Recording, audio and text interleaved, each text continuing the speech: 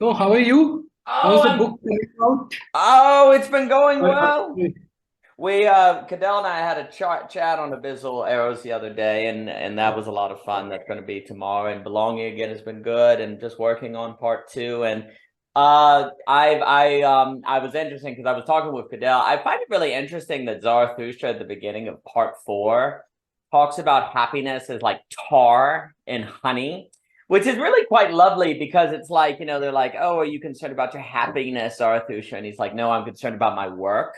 And it's kind of interesting to think, I guess, he ends up going, well, maybe it's not tar, maybe it's more like happiness. I mean, honey. But I really like this image of happiness as tar because it's almost like it sticks to you and it's kind of heavy and it's kind of profound. And it's like if happiness is not tar, then as you get hit by the waves of life or as you're climbing the mountain, it's going to slip off. And it's something that's kind of reliable. And it's really interesting for me to think about happiness as kind of sticky, as in, like, that's the happiness you need. And the only way to get that is to make happiness not your primary goal.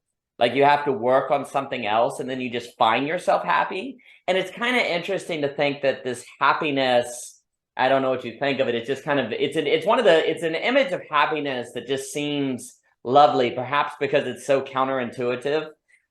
Because it always seems like if happiness is something you're aiming for, it gets away from you. Whereas if happiness is just something you one day go, oh, I guess I'm happy. Oh, I guess I'm good to go. It's just kind of there, and that feels like something. I like it as well because then it describes happiness as something. It's almost like when you're walking, you get gum on the bottom of your shoe, and you don't even know you have gum on the bottom of your shoe, and then you look and you're like, oh, there's gum on the bottom of my shoe. Mr. Luber, good to see you, sir. It's interesting to think of happiness as something you just find on the bottom of your shoe, which then, of course, makes happiness sound like gum, and it's really an inconvenience. But it is funny to think that it's like, as you go through life, it's almost like something you just find yourself with as you go about your work. Now, I don't want to make it so simple and say all you have to do is just go about and you'll find happiness magically. It's not so simple, but it's interesting to think of honey as a kind of, I mean, happiness as a kind of tar, as a kind of honey, and something you pick up along the way that then sticks to you, that you find yourself with. So, Mr. Luber, we're talking about a little part in Zarathustra, book 4, on how Nietzsche describes happiness as tar, at like sticky tar. And I really like this, even because it's kind of counterintuitive, because you're often think of happiness like wings or light or like air, and it kind of carries you along. But this idea of like happiness having a stickiness, which is why it stays with you as you go about your work, because Nietzsche says, oh, I'm focused on my work more than my happiness. But this is almost like what makes happiness sticky, that then it stays with you. And the image I had is like you're walking along, you see like you have gum on the bottom of your shoe. You're like, oh, how did that get there? That almost often seems what happiness is more so like, where you just pick it up along the way and it's stuck to you as you go about your work. Now, for Nietzsche, some kind of work is primary, it seems. Now, that would be the work of the overman and blah, blah, blah. But it's interesting to think of like happiness as a kind of sticky thing. And then that also maybe perhaps has something to do with being as well, if you wanted to bring, or maybe like sticky. Oh, maybe this is theme and story too, right? Like the story is always going along with the gum stuck on its shoe, per se. Like everywhere it goes, it's kind of stuck to it. So it's interesting to think that some of the most important things in life are like gum stuck on the bottom of the shoe. See, last week we talked about aliens and, the excrement and the apocalypse and enlightenment. So talking about happiness as tar, honey, and gum on the bottom of the shoe felt appropriate. So I was thinking about that and how it's very interesting that things that like we want in life often have to be things we kind of pick up and that stick to us more so than kind of objects that we find and hold on to and seek. So those were some of the things I was thinking about. And then indeed, if aliens will come back up in the conversation, because I thought we got some nice references last week. Okay, I have a question. Happiness actually always sort of confounds me in some senses because, when we were young, we used to sort of contrast happiness with bliss, where, happiness was momentary, it was ephemeral. It was something which transitioned, and bliss was this something called enlightenment. It related to some dimension of theology or something of that nature attached to that term. I remember reading in Rig Veda this idea of ananda, eternal bliss, something of that nature. This contrast always exists in philosophical thinking in one form or the other. Happiness always sort of finds that contrast with that either you can be happy in that moment, or you can be happy, in an everlasting. And I understand what you're saying. Nietzsche's point about happiness being something contingent and accidental is almost something which you cannot aim directly at. If you aim at it directly, you miss the mark. That kind of but what I'm interested, and I remember Zizek saying that happiness is a category of slave. If you remember, isn't it? Masters do not seek happiness. It's only a slave who wants to be happy in that sense. Masters' deep satisfaction never comes from that space. How do you think of happiness as a symptom? What kind of society you need to reach? What kind of place you need to reach where happiness becomes a problem? I'm not saying being happy is, I'm just asking, what does it tell us about the times that something like happiness has become so central to our discourse? Everybody wants to be happy. Everybody wants to teach others how to be happy. And it's extremely interesting. I don't know how you. I'm interested to know how you think about it. Yeah. I mean, when this definitely has to do with what I was thinking about when Daniel was just giving me a summary on what you guys were talking about. When I think of work, like when Nietzsche at that part, I think about work and what does work mean? And to me, that's I have like a Heideggerian notion of work, and that means it's deeply embedded in the environment, basically, the work and your relationship to the environment. So to think about happiness in a more like objective lens, you got to look at the environment, because that's like the more that's like the constant. So I think happiness then in that regard is just a realization of one's relationship in the environment based off of some like internal, desire, obviously, something like that. But like, I think to answer your question, I guess it's more of another question on top of your question, which is looking at the work in terms of the environmental conditions to that moment of happiness. Does that provide like a different type of not perspective, but just like a different barometer, different metric of like of happiness? Is that considered happiness, or is that more of like a different word? I don't know. But yeah, that's what my thought was. Excellent questions. And Mr. Jock and Mr. Rivera, good to see you, sir. Mr. Rivera, I enjoyed your piece the other day. That was lovely. We're talking about happiness, joy, bliss. What are these things? I brought up Zarathustra describing happiness as tar at the beginning of book 4, where it sticks to you. He talks about it as honey. And it's interesting to think that happiness is not so much a goal, but something you just, it has to kind of stick to you as you go about your work, and it doesn't fall off.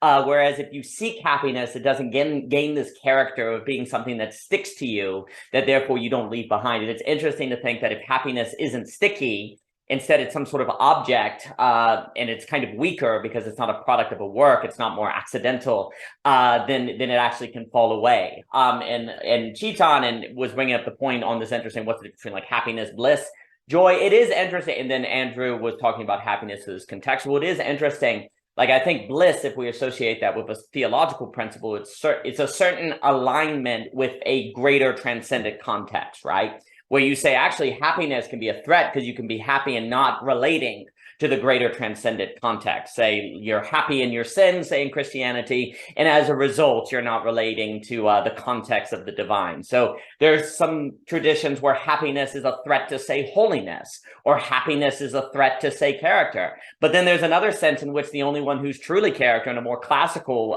perspective is the virtuous. Like, without virtue, there is no happiness. That happiness in a vice is very problematic. So it's interesting too, like, because if I say the meaning, and maybe Chitan, part of why happiness has been this thing that everyone is after is because we're all utilitarians without knowing it and not realizing it. We've all kind of drunk from the zeitgeist of saying, you know, the point of life is increasing pleasure after, after the death, perhaps, of philosophical reasoning and metaphysics that could keep us from falling into simplistic utilitarianism.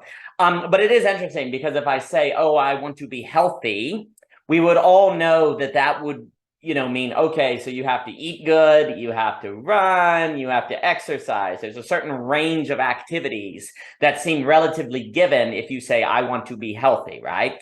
But if I say, I want to be happy, the range of activities is far less clear. Because whereas the word health, we kind of have a sense of, oh, that would mean, say, you have energy, you don't die at 48, you live a bit. There's this kind of sense of a binding of what the principle of health refers to. When you talk about happiness, well, then it's not so given what the range of activities are that would give rise to that, other than perhaps if you were to say pleasure. But no one wants to say the point of life is pleasure, because that just sounds bad, right? You're not going to say that because you're just eating cotton candy. You try to kind of lift it up a little bit to talk about happiness or joy. And what's interesting is it seems like that's when it starts to become more individual, like what exactly brings you happiness. But then there's a risk there, because what if it brings you happiness at the expense of other people? It's not fitted into anything. It's ultimately arbitrary.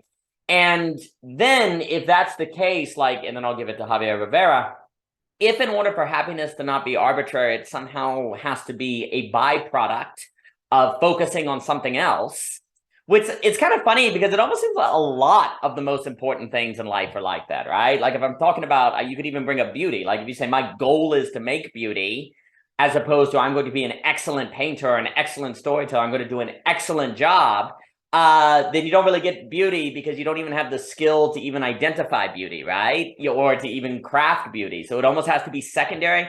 And yet what's weird is, as you know it is secondary, it simultaneously exists in the state of also kind of being semi-primary.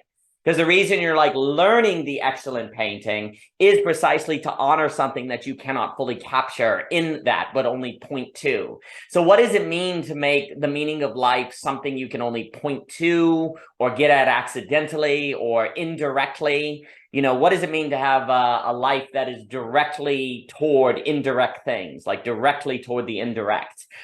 Seems like a very interesting sort of art form of life. But let me give it to Mr. Javier Rivera. It looks like you got a haircut, Mr. Rivera. You look nice. And then I'll give it to Thomas Jockin. Oh, thanks. Yeah, this is a really interesting topic, because one of the most puzzling things about reading I and Thou is how Buber understands feelings. And it seems like he doesn't really make a distinction between feelings, emotions, more systematic breakdowns of joy and bliss. But I think there is something said about happiness that you just brought up, Daniel, about how do we make happiness stick without trying to actually fixating on making it stick, right? And Buber, he always says something interesting about feelings, because he goes, feelings, they always sort of reside in us, not in, there seems to be this point where feelings are always interior, but there's something that we are swallowed in a bigger sense, right? And this is his distinction between love and feelings, where it's with love, feelings come into the picture, but love isn't the feeling. Feeling is what resides in you, not what is actually the metaphysical presence of love. But I think what I find useful to make sense of what Buber's talking about here is his idea of waiting. That one of the problematic things about bliss, joy, happiness, all these kind of moments of ecstasies, is that it seems like we're very fixated on finding them and seeking them out, Whereas Buber's mode of waiting, his ontological mode of waiting, is more like a seeking without finding. That even if you stumble upon the emotion of bliss or joy, for him that finding is just a middle way. It's still the middle part of the journey. You're always supposed to be waiting and waiting and waiting and waiting. So in some sense, whatever arrives, ironically, never arrives. Right? Right. So it's this weird notion of waiting where you are being so true to the presence of what is there by ironically accepting and then still saying that there is still something more. There's still something else to present. So yeah, it almost seems like really you also capitalize on this too, Daniel, where the fixation is also on a particular. When we talk about joy and happiness, it seems like we do get stuck on a particular idea about happiness and joy and bliss, right? Even when the person says, "Oh, I just want some joy in my life," it's never just that. It's they want a particular joy in their life, right? Like that's typically the problem, and it's the same thing with happiness. It's not, it's not just happiness in a vacuum. It's I want a particular happiness as such. So it's always something particular that obfuscates what the hell we mean by happiness, joy, and so on, because the person always presents some type of particularity, even though through spoken word, it is always a kind of general ambiguity about, but I think this is kind of similar to what Zizek points to when he's saying, we know what we want, but we don't know what we desire. I think there's something tangible to that idea of happiness and joy and everything else, that we don't really know. We want happiness, but we don't really know what it means to desire happiness in some sense.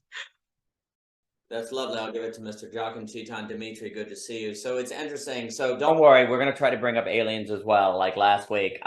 So it's interesting too, because it's like, how do you be intentional about indirect things? Like to create a kind of life that lets things come to you. And I think Buber's notion of waiting is interesting there, because it makes me think now, if in Lacan, the problem with desire is like you get the object and it's gone, there's something about waiting that lets the object come to you.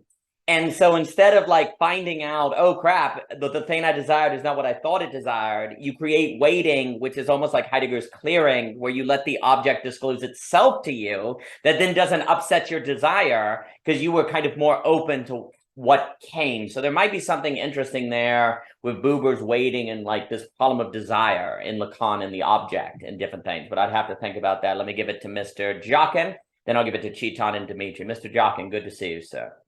Always a pleasure, everybody. You know what's funny? So one of the things that came to my mind from hearing all of this was in the literature for business development or just finance, almost always is talk of don't chase profit. Don't chase profit. You're never going to get profit by chasing after it. You're going to get it through service. Basically saying you guys take care of your customers.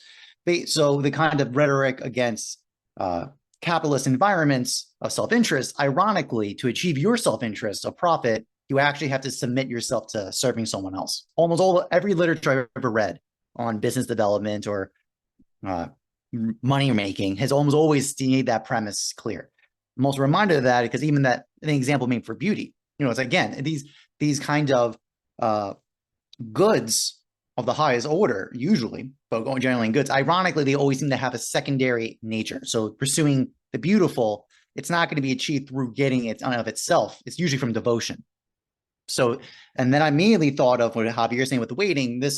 I'm made of the theological virtues because that's hope. And I bring this up because Aquinas has a really fun statement. I was talking to Michelle. Michelle, good to see you, by the way. I was talking with her over Instagram. The theological virtues are really interesting when we read Aquinas about it, because as opposed to the natural virtues follow that normal Aristotelian model of the mean, right? There's an intermediate mean between excess and deficient. The theologicals don't have that. They are unlimited. There is no amount of hope. There is no median of hope, of charity, and of faith in the theological accounts. I think that's super fascinating. And ironically, the way we're talking about this is almost this discussion, like basically to earn profit, you have to focus on service. What's that? Literally, it's literally the expression of all three virtues in one shot. There's hope in the sense of awaiting. Basically, there's a kind of anticipation with a out pursuing, a grasping. There's also a faith because of the second order property of all these terms, of all this thinking.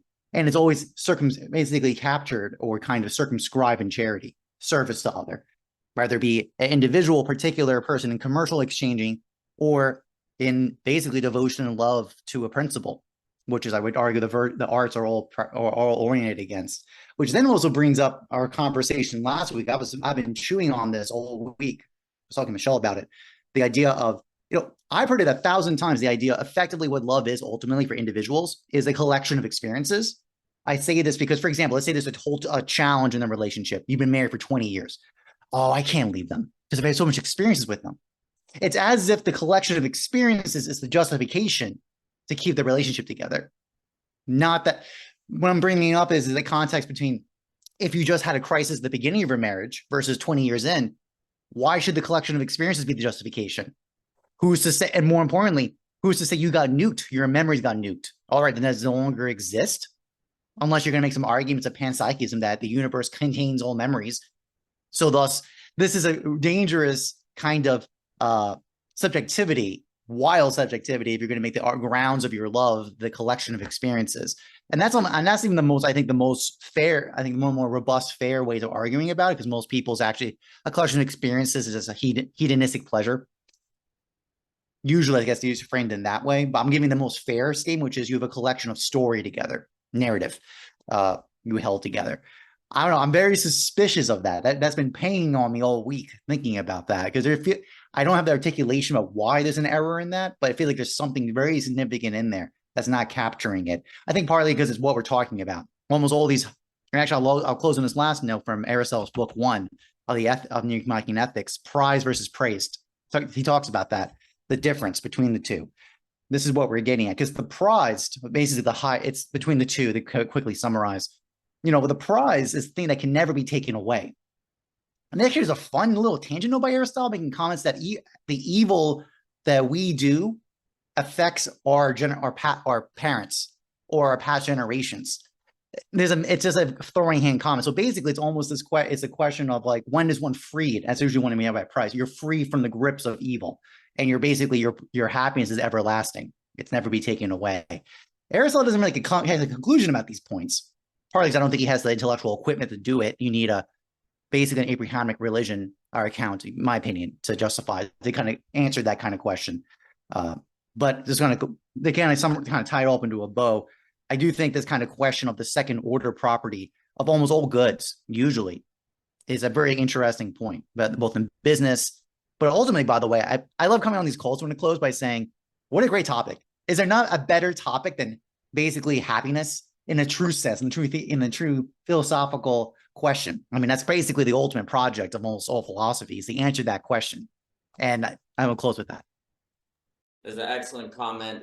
There is something about, I'll give it to Chita and Dimitri. Like, if I had someone who did a lot of good things in the past, and yet they came up and slapped me in the face, I wouldn't say, well, they're a good person. There's something where just because they collected memories of et cetera, so forth, does not in of itself provide justification for saying they are still virtuous now, right? It may be an indication that they could be, but we would never think collection is reality, like that the collection is the full substantive reality of the person, because if they came up and slapped you in the face or hit you or did something terrible, that would kind of undermine what they've collected in the past. So it's interesting to think of a problem with putting too much weight in collection.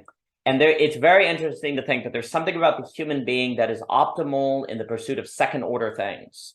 Like that we get at, what's best to get at is things we don't get going at.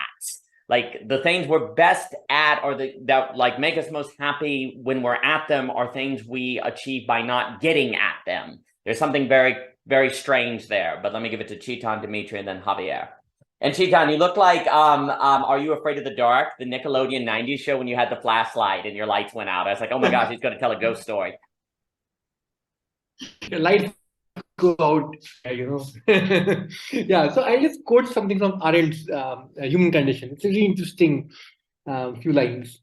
She writes, the universal demand for happiness and the widespread happiness in a society, and these are but two sides of the same coin, brackets out, are among the most persuasive signs that we have begun to live in a labor society, which lacks enough laboring to keep it contented.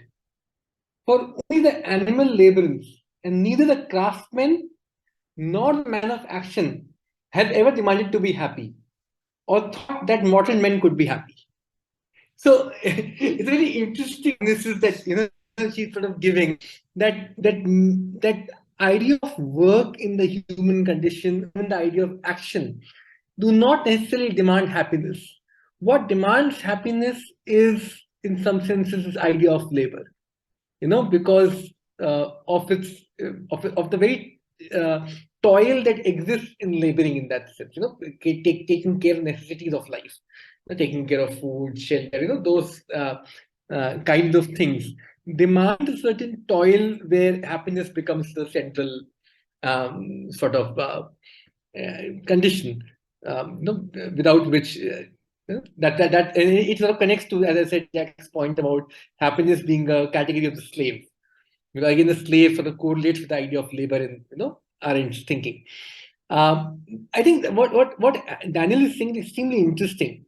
I think, and it's very important. How do we think about indirect objects in the human sphere? I don't think we have very good understanding of that. That how do we take into account objects that function by very nature indirectly to us?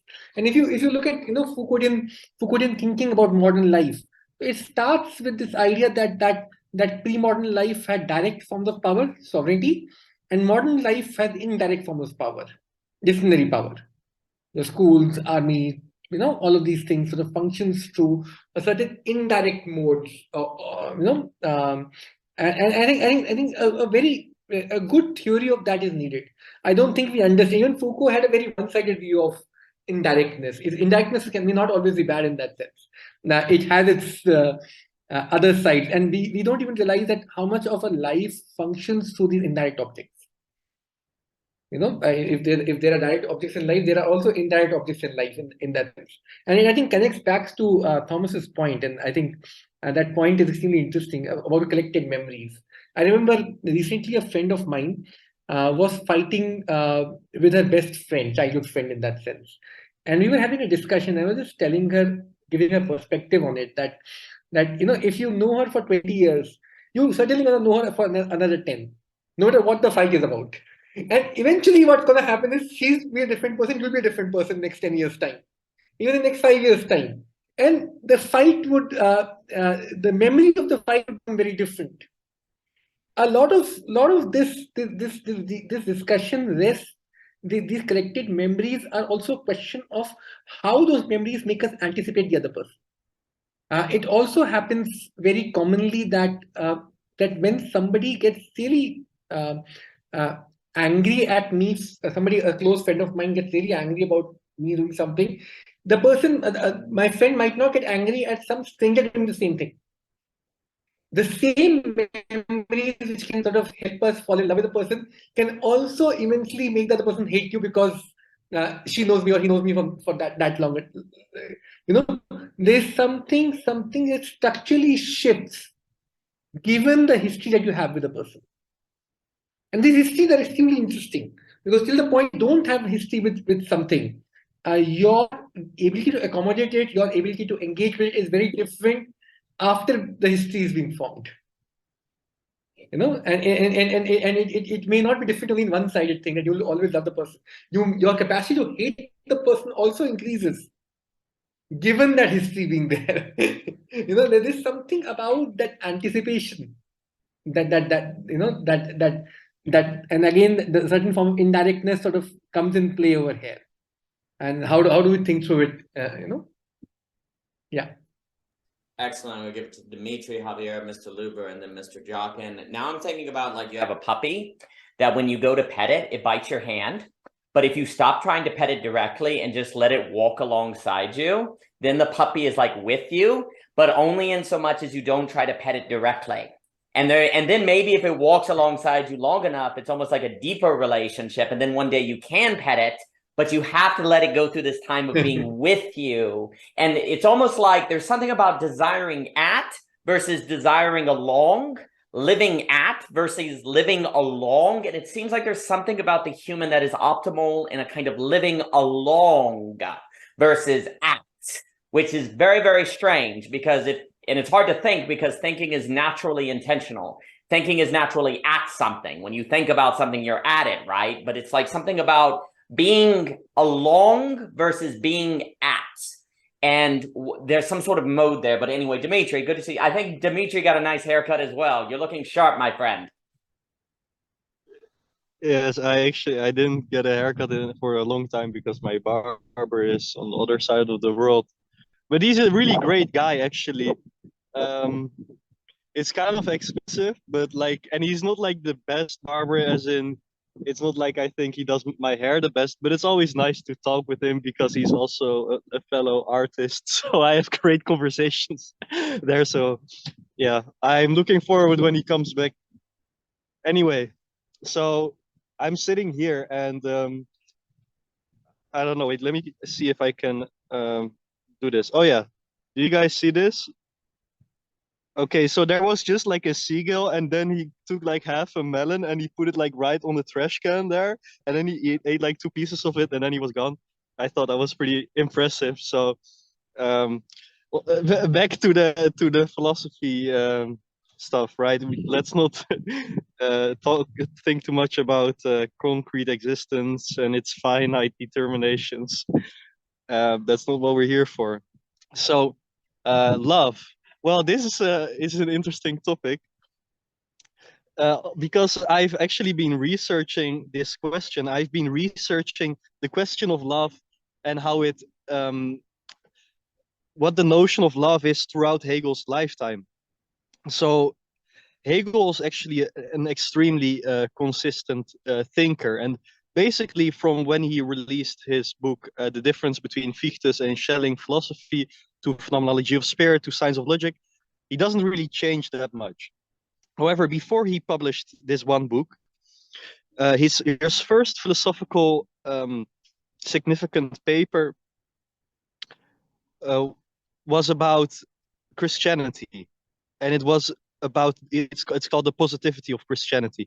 And this is Hegel not as a Hegelian, but actually as a Kantian, and he argues that that he agrees with the message of Christ insofar as the morality of Christendom works to cultivate freedom for us. But he says the problem is actually the positivity of the religion, which is its rituals, which become senseless. Now, this is, of course, a very Protestant way to think about Christianity, and we can see that Hegel's very much not only a Lutheran here, but also a Kantian, insofar as for Kant, the main goal was also a freedom grounded in moral progress, right? Sorry, guys. I don't know why he's writing there. I hope you can still hear me. So,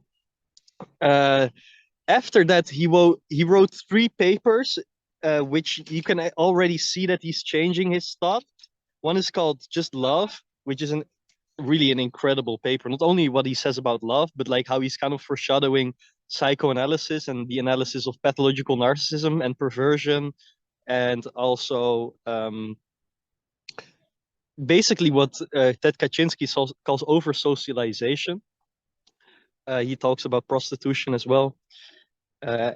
He also, in that paper, he also says a pure heart is not ashamed to love, which I found very beautiful. But I highly recommend reading that paper.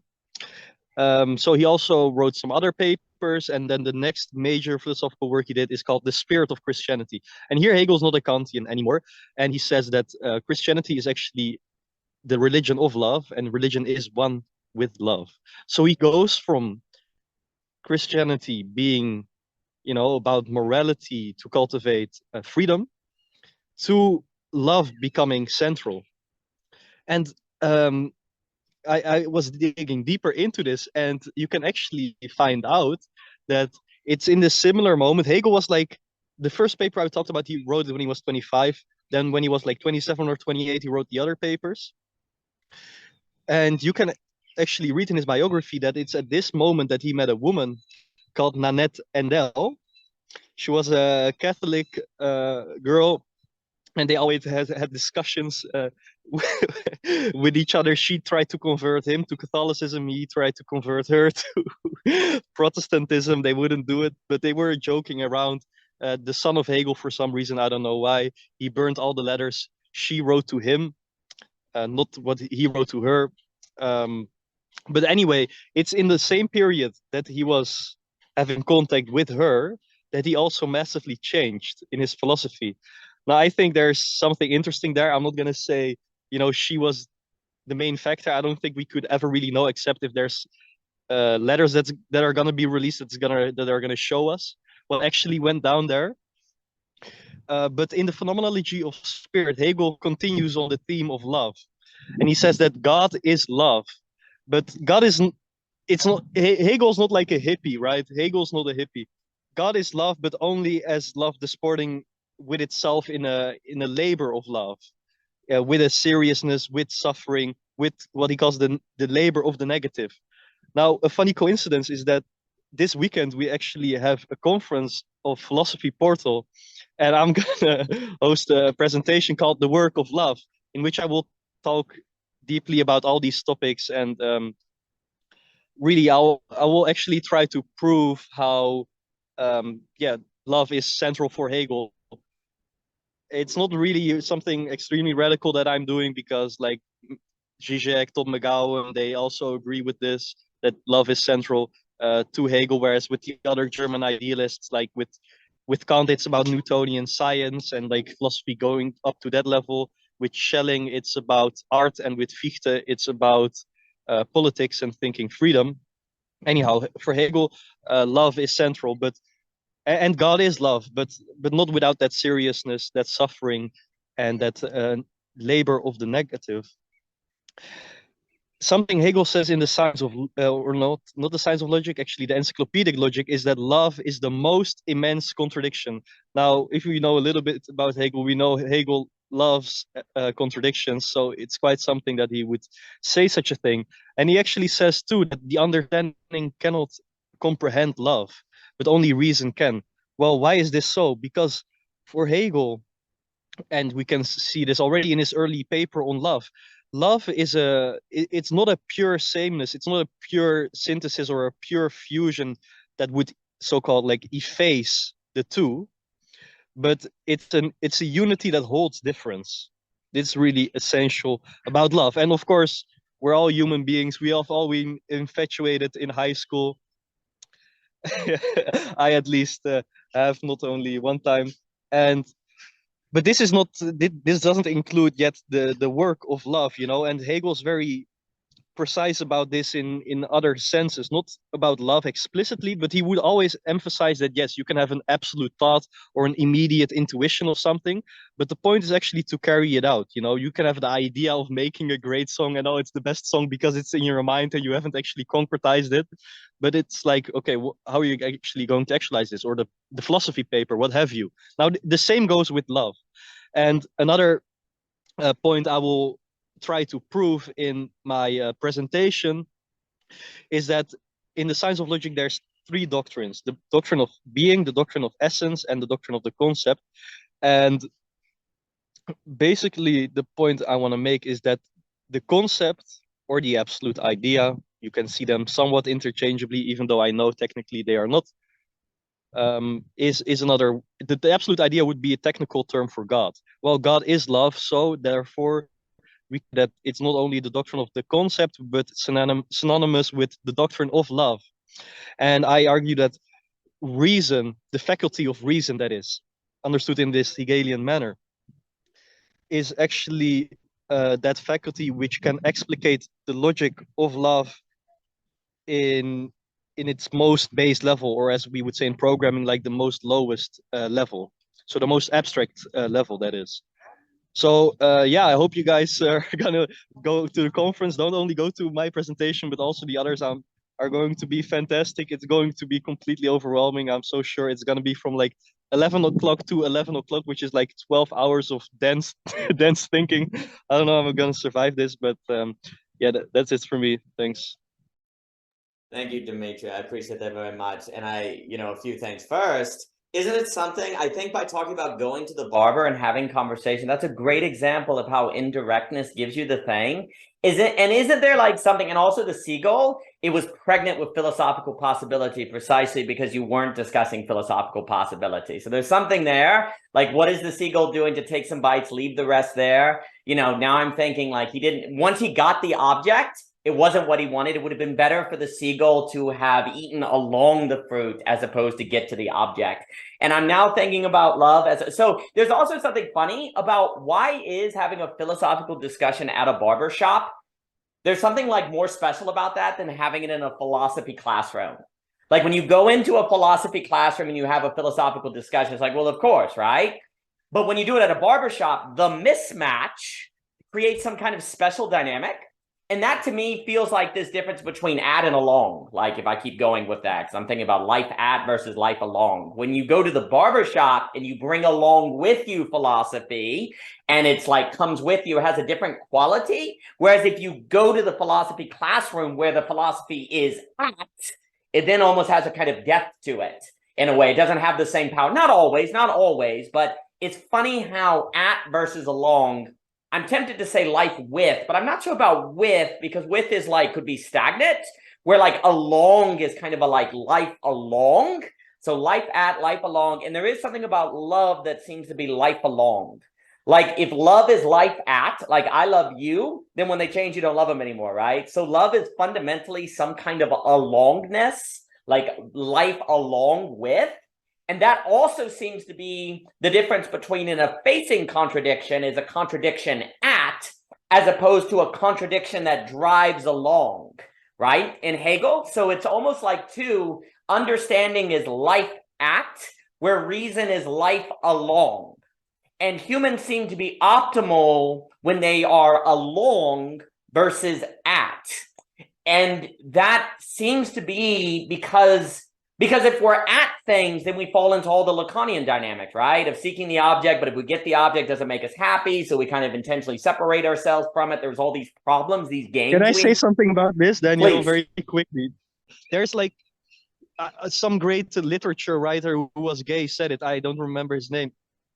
He said, there's two tragedies in the world. One thing is getting what you want. The other thing is not getting what you want. And I think that's like Lacan's desire works both ways, right? Sure. If that's the case, and I'll give it to Javier, what are the things we can seek that we can both get and not get at the same time?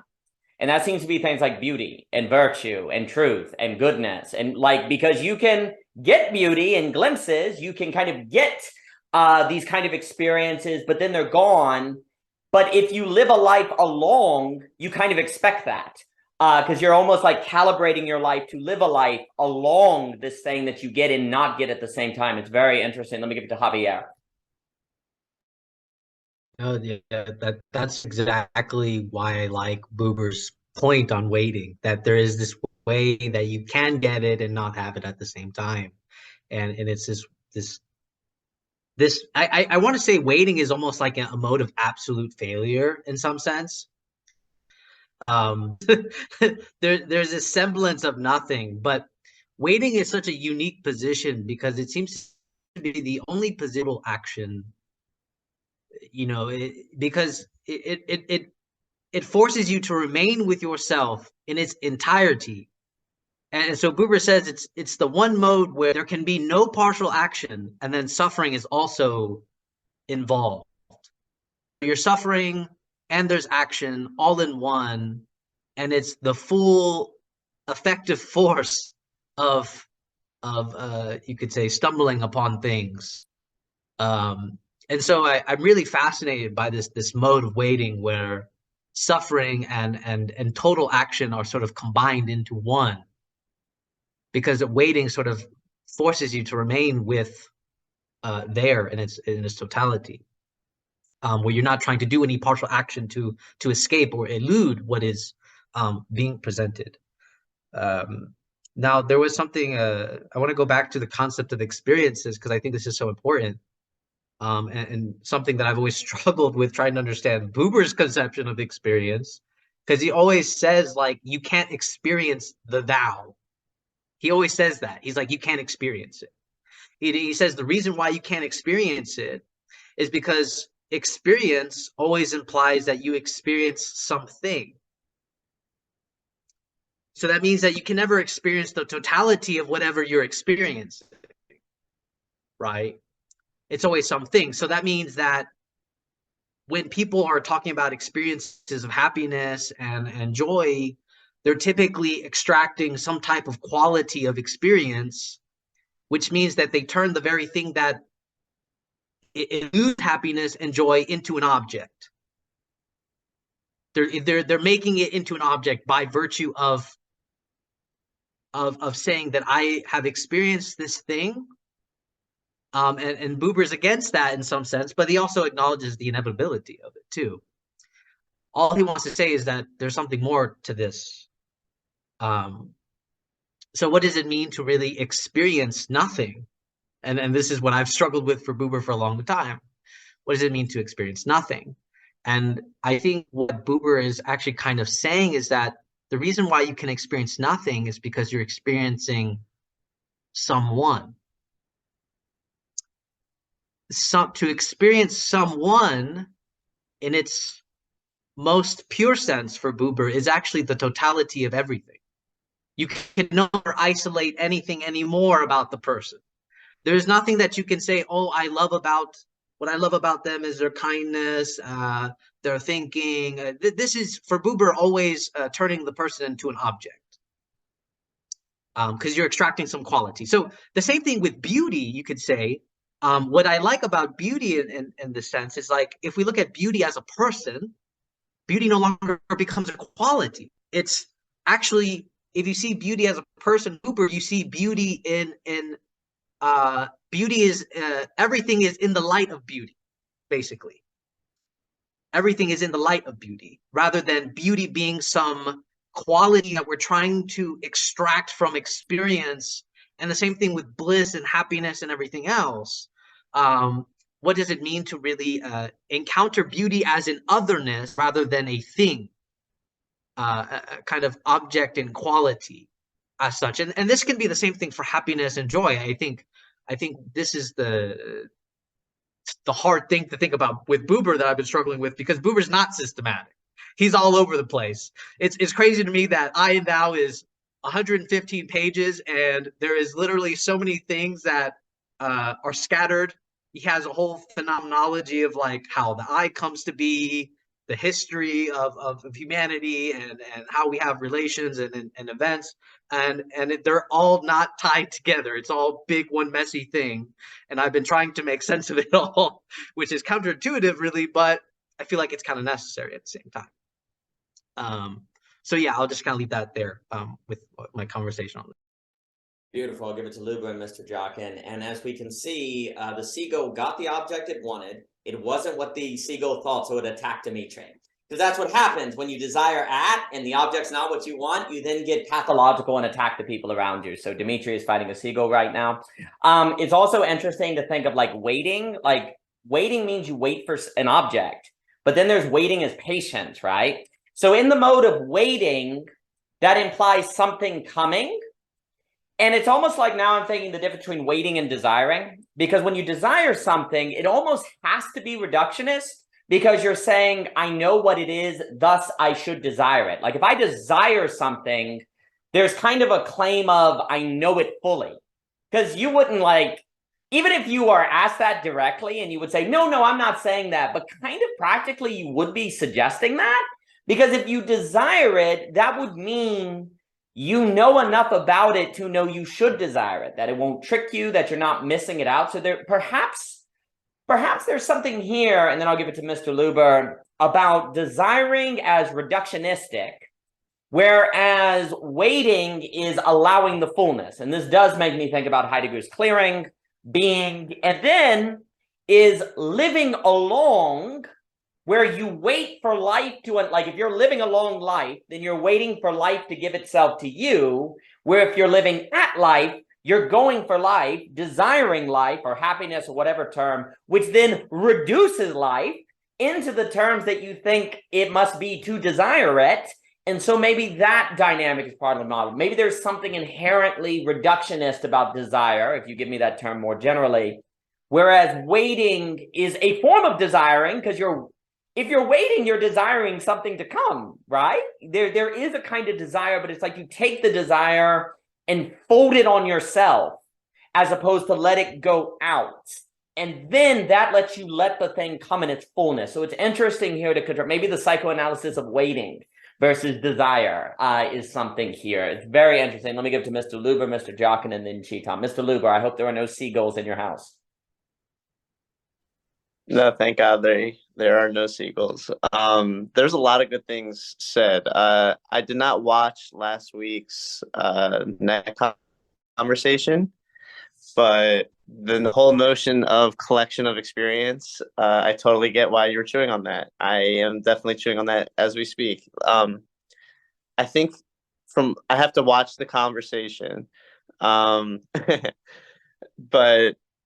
to me, there's more that's entailed with just when we say collection of experiences, I think there's more to it. Like we have to talk about like the intentionality when in an experience, like when someone's like, because I hear that notion all the time, like with older people, especially like I feel like I come from really liberal parts. Like my parents were divorced and very like open about how they were feeling and that kind of stuff. So like that type of sentiment, I totally understand. But I feel like they're holding on to the notion of they both had a certain intention in life that they both were satisfied with. Not that the collection of experiences emotionally was positive. Like the intention, that initial intention that kept them in the experience is a factor that I think that needs to be like explicated a little bit when talking about the whole notion of collection of experiences. Because there's the tangible experience and like how you remember, like there's so many different factors. There's the experience itself, how you like feel in relation to that. And then like as time goes on, like how your memory like basically aligns that piece of history with like how you currently feel. Because there's definitely like for me, like I can go back in time and there's horrible things that happened that now I feel like I can like laugh at, and it's like not as, I just hold it differently. I think it has to do with like my intention at the time is not the same as it is right now. Because of that, there's this dichotomy between like the idea of the experience and like the factors of that particular experience. And then I totally see that being related to anticipation, and like just to like talk about how I think about it a little bit. But like when you're watching a movie, I got to bring up this like the story element, I guess. But when I'm watching a movie, the whole time when I'm anticipating something, it's from the second I'm walking in to like it's over and I'm talking about it with my friends. Like I don't even know what my friends are gonna say about the movie, but yet I understand the movie enough insofar as that I'm anticipating something about the movie that would be thought provoking. So that's just like to me an example of like how anticipation basically, I want to anticipate with others in a given experience. And that to me means that I'm asking active questions about the meaning of the experience.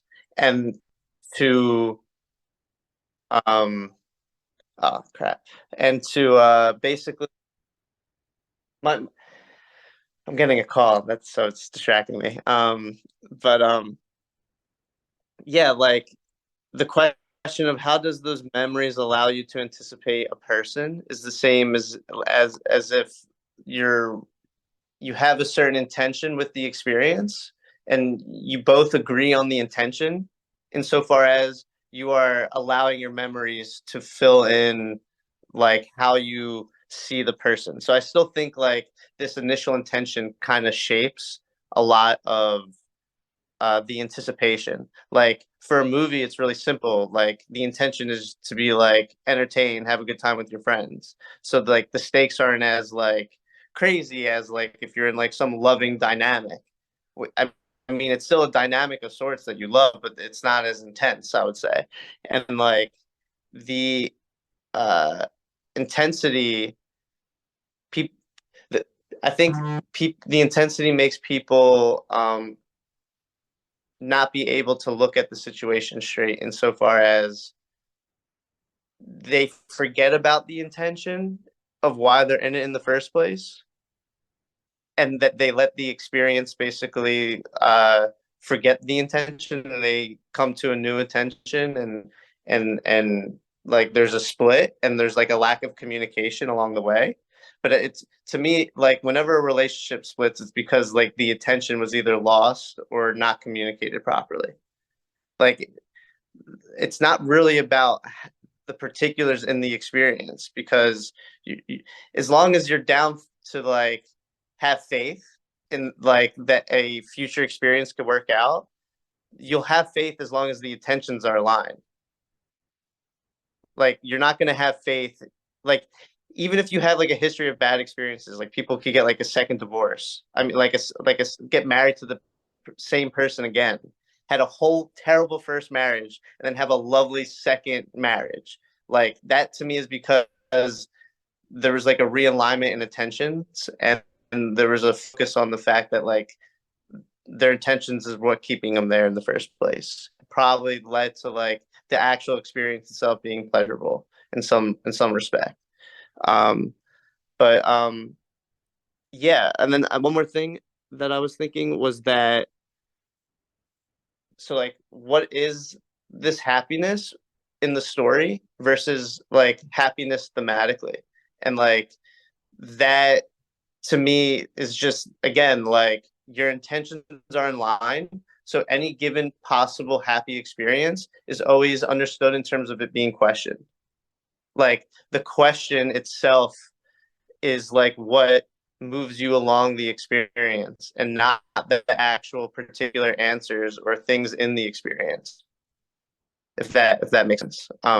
So I think like when you're looking at it within like an experience or story mindset, you're looking at it only in terms of what's actually happening, and you're not really questioning what's happening in front of you. And that question should come from like where your intention is when going into the experience in the first place.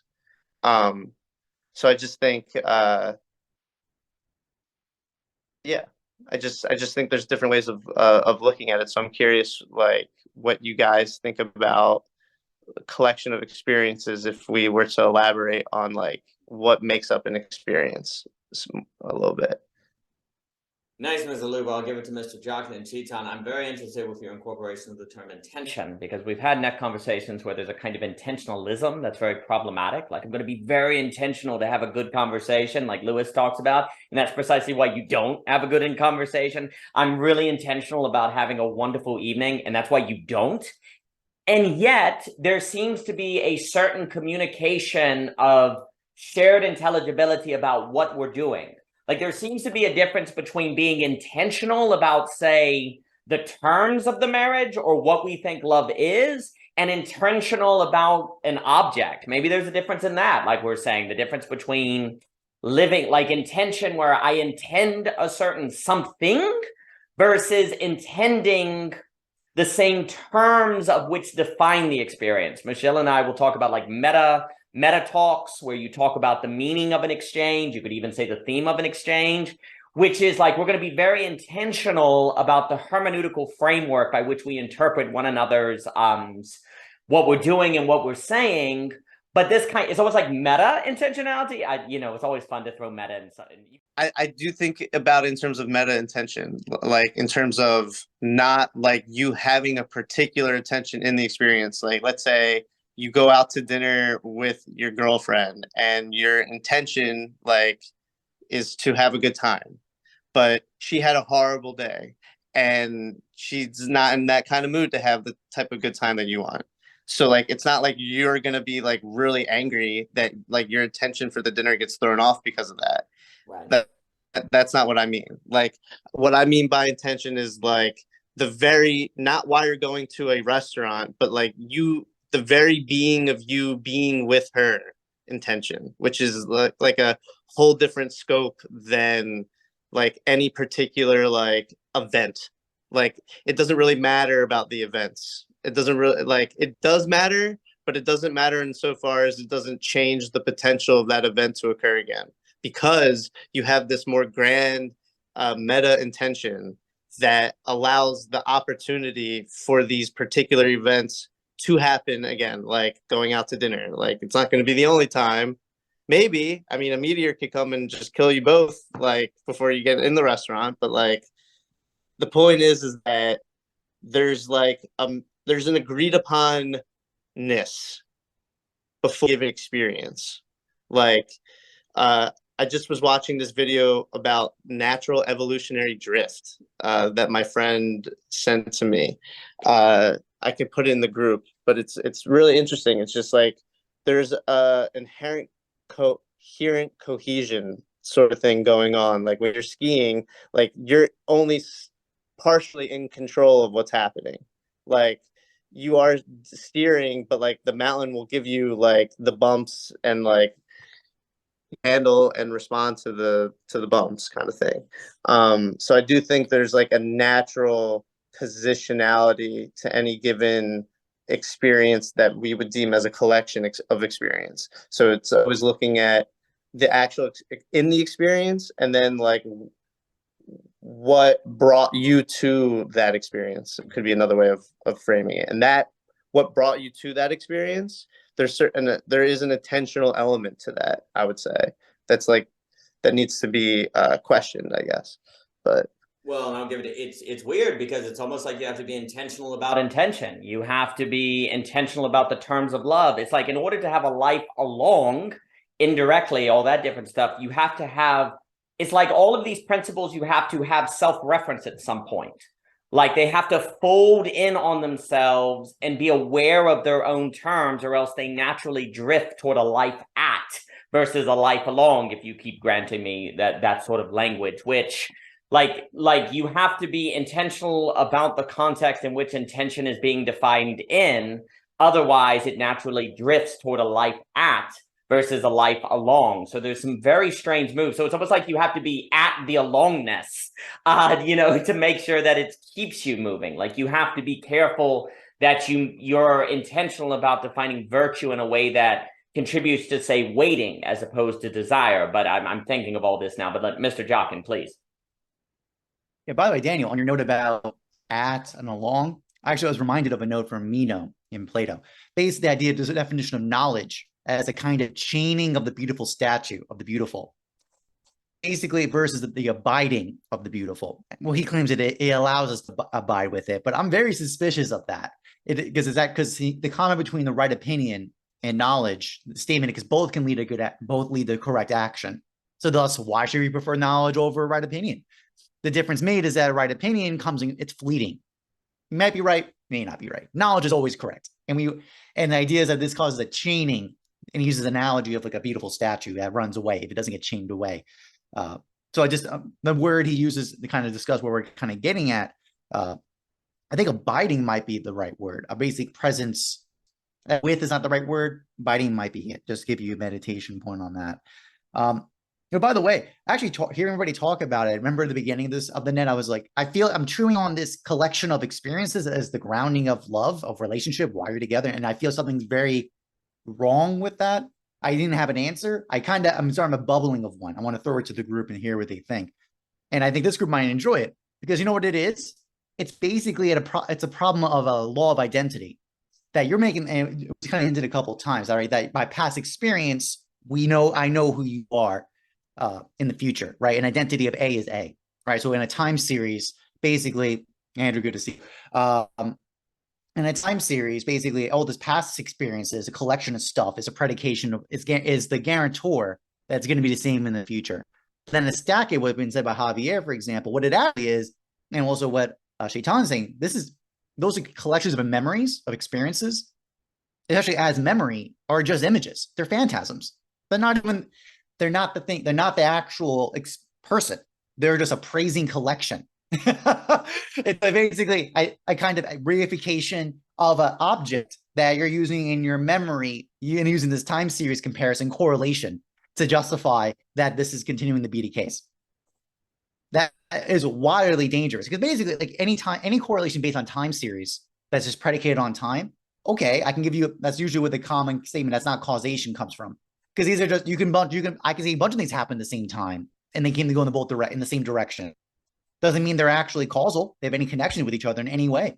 So this is explaining a little bit in the sensation here of what I felt was wildly dangerous with the argument of your relationship predicated on your collection of experience together, because it's not a necessary connection.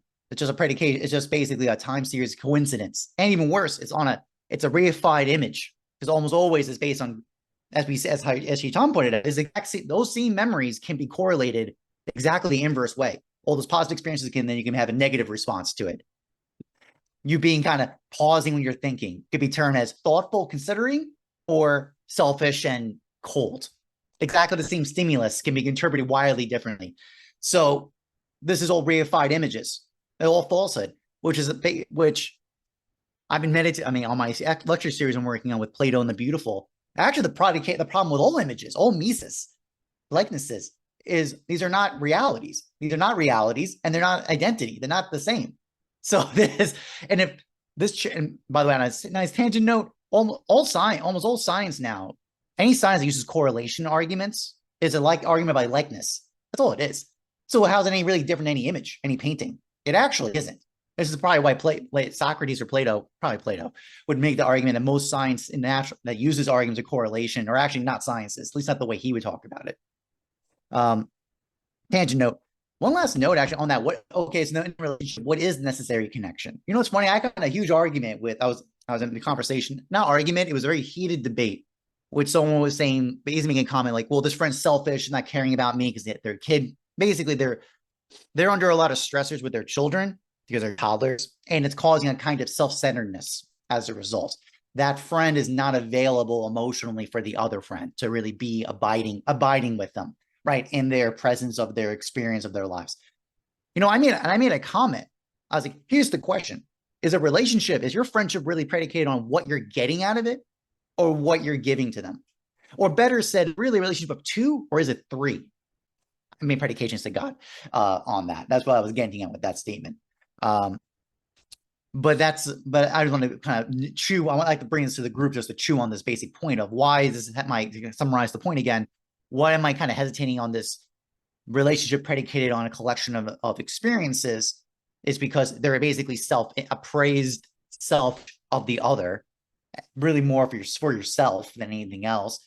And it's on an argument of identity, that time series. And it's just based on a correlation. It's just an argument of time series correlation, synchronicity, that this relationship is grounded, which is not a grounding, necessary connection. Something else needs to be there.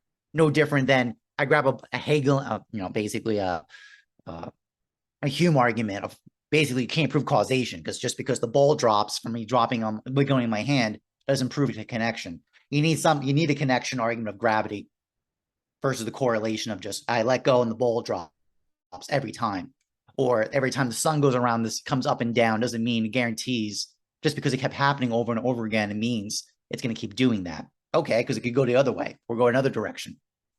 So I'd like to share that with the group.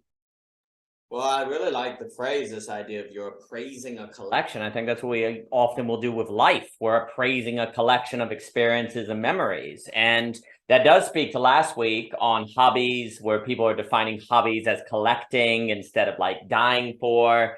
Maybe life, the temptation is to live to die for something as opposed to live to appraise a collection. So that's a very interesting language. And now I'm wondering if a lot of the language we've used, like this kind of waiting, it makes me think of Abrahamic religions. Maybe theology was often a psychoanalysis of waiting. And we've kind of lost this psychoanalysis, and we just do a psychoanalysis of desiring now, which of course is very important, but and I like this abiding, like life at, or life along, but life abiding. And we don't think about abiding very much. Abiding on the branch, the fruit on the branch, abiding. So there's something, I like that language is interesting, but let me give it to Chitan and then Mr. Javier Rivera and then Dimitri. Just sort of maybe putting it out there, Rumi has a very interesting poem on this question of patience and waiting. I remember, it goes something like this. Patience is not sitting and waiting. It is foreseeing. It is looking at the thorn and seeing the rose, looking at the night and seeing the day. Lovers are patient and know moon needs time to become full. Maybe there is something like an active waiting and a passive waiting there too.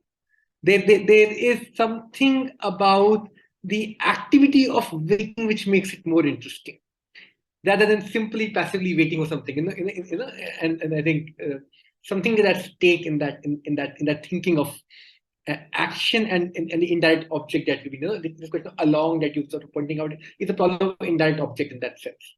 That if at is more direct, along is something which you have to do with something in that the move along. And just sort of going back to this kind of collection of experiences which Thomas is talking about, which is a really interesting problem. And we forget that once we have too much of an experience with someone, and we can completely anticipate that person, that experience itself becomes meaningless. Experience remains alive when somewhere anticipation keeps on failing.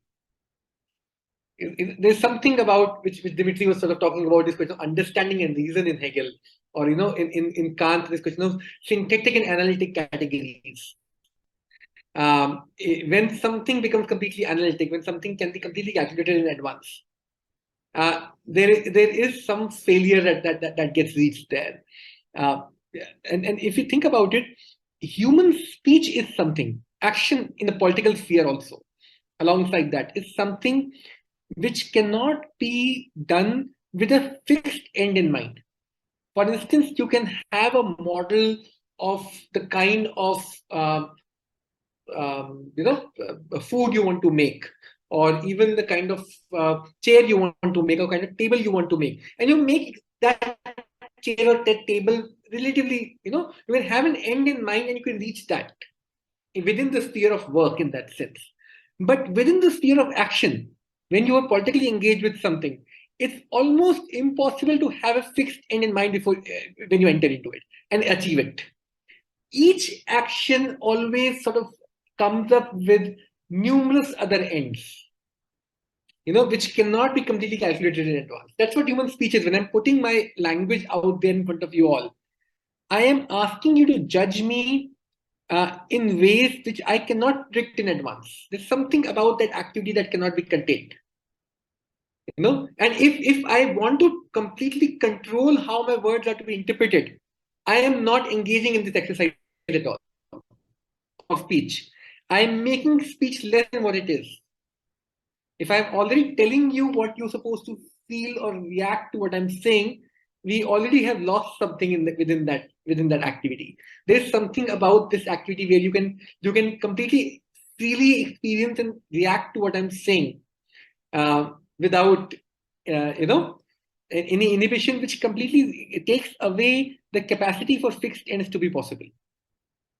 If you keep a fixed end in mind, then this is not possible. If fixed ends are taken away, then automatically we enter into a different sphere of kind of engagement in that sense. And that is where I think indirect object point comes back into picture, because direct objects have fixed ends. It's only an indirect object where you cannot have fixed ends in that sense. And this kind of engagement demands those kinds of indirect objects, objects that we cannot completely predict and calculate it in advance in that sense.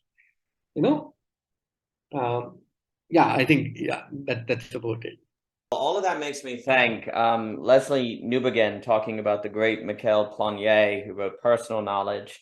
One of the ways he sums up that, like some of the main arguments, is he says the following: counter to all Enlightenment thinking, only statements that can be doubted can make contact with reality.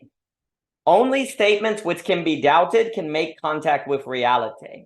And Planier is trying to give rise kind of a theory. Is Dimitri's phone at 1%, the seagull is going to take it. And so the reason why this is very important is because if reality consists of basically only indirect objects at the end of the day, like it actually consists of indirect objects, well, then it would be actually true that only statements which can be doubted can make contact with reality, because reality consists of indirect things. And that means you have to, the statements that are trying to get at them always could miss because the objects are indirect in of themselves. And so I think personal knowledge that Planier is talking about, that would also suggest something. I like the abide. I'm in a habit of using the being along, but there's something about abiding in the alongness that's very important there.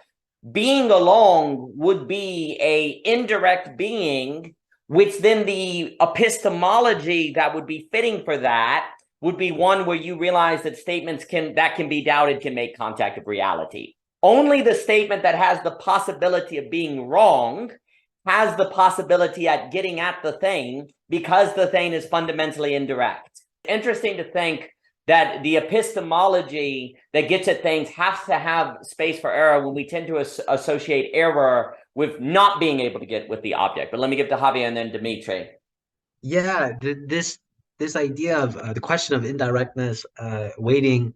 I like what Chetan says, because this is what I've been struggling with Buber, because I think what Buber is trying to say is that kind of waiting, that kind of like active waiting, and it's so hard to conceptualize because we often associate waiting with this kind of passivity, this kind of nothingness. But I will read a section in I and Thou to kind of make sense of this. In some ways, I still struggle with it, no matter how many times I've read it. But I will read this this part where Buber talks about the people that try to seek God, and then the people that try to find God also in the world.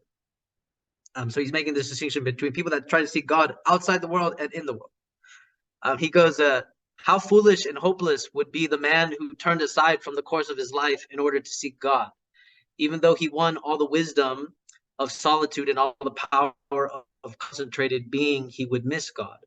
Rather is it as when a man goes his way and simply wishes that it might be the way. In the strength of his wish, his striving is expressed. Every relational event is a stage that affords him a glimpse into the consummating event. So in each event, he does not partake, but also does partake of the one event. Waiting, not seeking, he goes his way. Hence, he is composed before all things and makes contact with them, which helps them.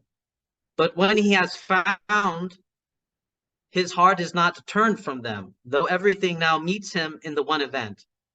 He blesses every cell that sheltered him, and every cell into which he will yet turn.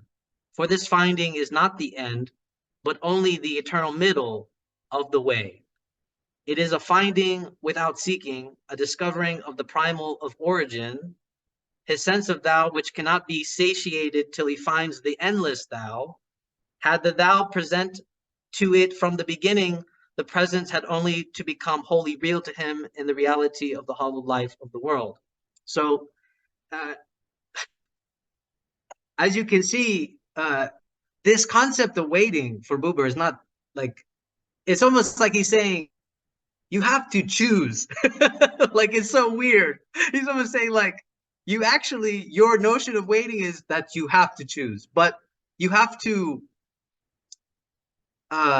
continue to go your own way as if that is the way, and then whatever you find is not the end, right? It's always in some sense a way. It is, you know, and it's funny because the beginning of I and Thou, Buber quotes, and I'm gonna slaughter this name and I apologize. He quotes Goethe, and what he says in this quote is Goethe says, so in waiting, I have won you in the end. God's presence in each element. So this idea of, I think, I think Thomas brought it up, actually. this idea of exchange. I think the language of intention is always obscured by some outcome, right? Let's say intentions. We're gonna have a good day. You know what I mean? It's almost inextricable by some type of means that I can predict the future, and the future will come out this way if I set my intentions. Everything will be beautiful. But what's distracting is that I agree with Andrew that there is an intention, but the intention is never fixated on the means or the outcome. The intention from the beginning is always something present. What does that mean? It means that I think it was Luber gave this example, the guy the guy going out with the woman, and all of a sudden, but she has a bad day, and now you can't make your intention about having a good day because clearly she had a bad day. But the intention is always actually on the subsistence, on the very presence of the two. That, I think, is what we always forget. That it's and this was what was difficult to kind of through Andrew, is that really what, in my opinion, he was talking about was that people forget intentions. They forget the primordial reason was that from the beginning, it's about two. It's never anything else beyond that. The intention is always about two. That's what's ironic about people saying, let's set the intentions. No, the intention is already present as such. The problem that we have is that we start forgetting, like Luber says, our original intention it's about two. It's always been about two. And so our intention must remain with the subsistence of the presence of the other, rather than some fixation about some outcome, some, realization of whatever. That is just desire, which psychoanalysis has already proven to us that we don't know what we desire. So this is the conflict that we occur with setting such intentions, in such a way. But it's always about subsistence in the end, I feel like. Let me give it to Dimitri. And now it's almost like, is it, where if absolute knowing has some sort of integration with lack, some sort of acceptance of failure, it's almost like absolute knowing is then negated, sublated into some kind of absolute weighting, in terms of the weighting as we are so describing, where the absolute is in fact in this sort of state of waiting, that is not falling into some of the pitfalls of desire as we have so described. But that's just a thought. But let me give it to Dimitri here. Dimitri. Yeah, so one of the lessons in Alenka Zupancic, What is Sex, is really something that I was very surprised by when I first read it. She says that the task of psychoanalysis is to reveal to us that sex is completely and intrinsically meaningless. Now, so whatever you're doing down in your cellar with the ropes, it just doesn't have any meaning. And where does love come in? Well, Lacan said that love actually has to do nothing with sex, nothing.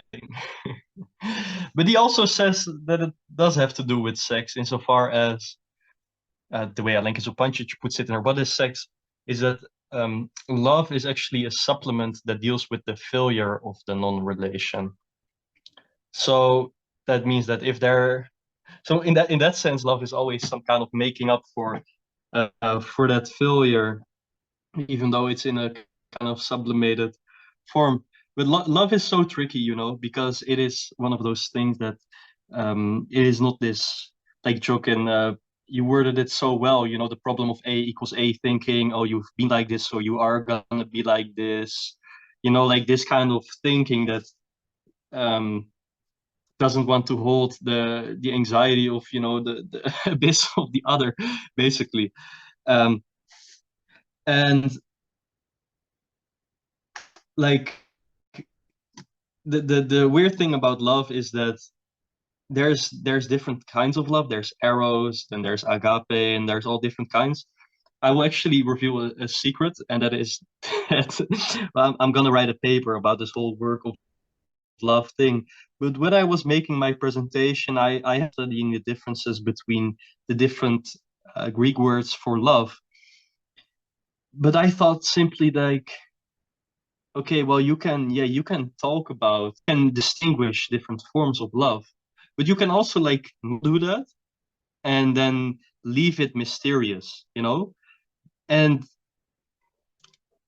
I think there's actually a value to doing that, to leaving that mysterious, whether we're talking about agape or we're talking about eros.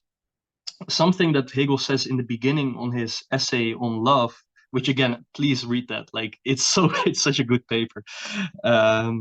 Is that if you proclaim some love for mankind, well, that actually reveals a kind of self-hatred or despising yourself. Because why? Because you are, the way Hegel describes it, is that you're such a small part of this mankind, and you proclaim this love for such a gargantuous thing, that this is basically the result of your thinking. And Ted Kaczynski makes the exact same argument in theorizing over socialization, that what he would call leftists, they proclaim this kind of huge goal of world communism, but there is a deep there is actually a problem of self-despising.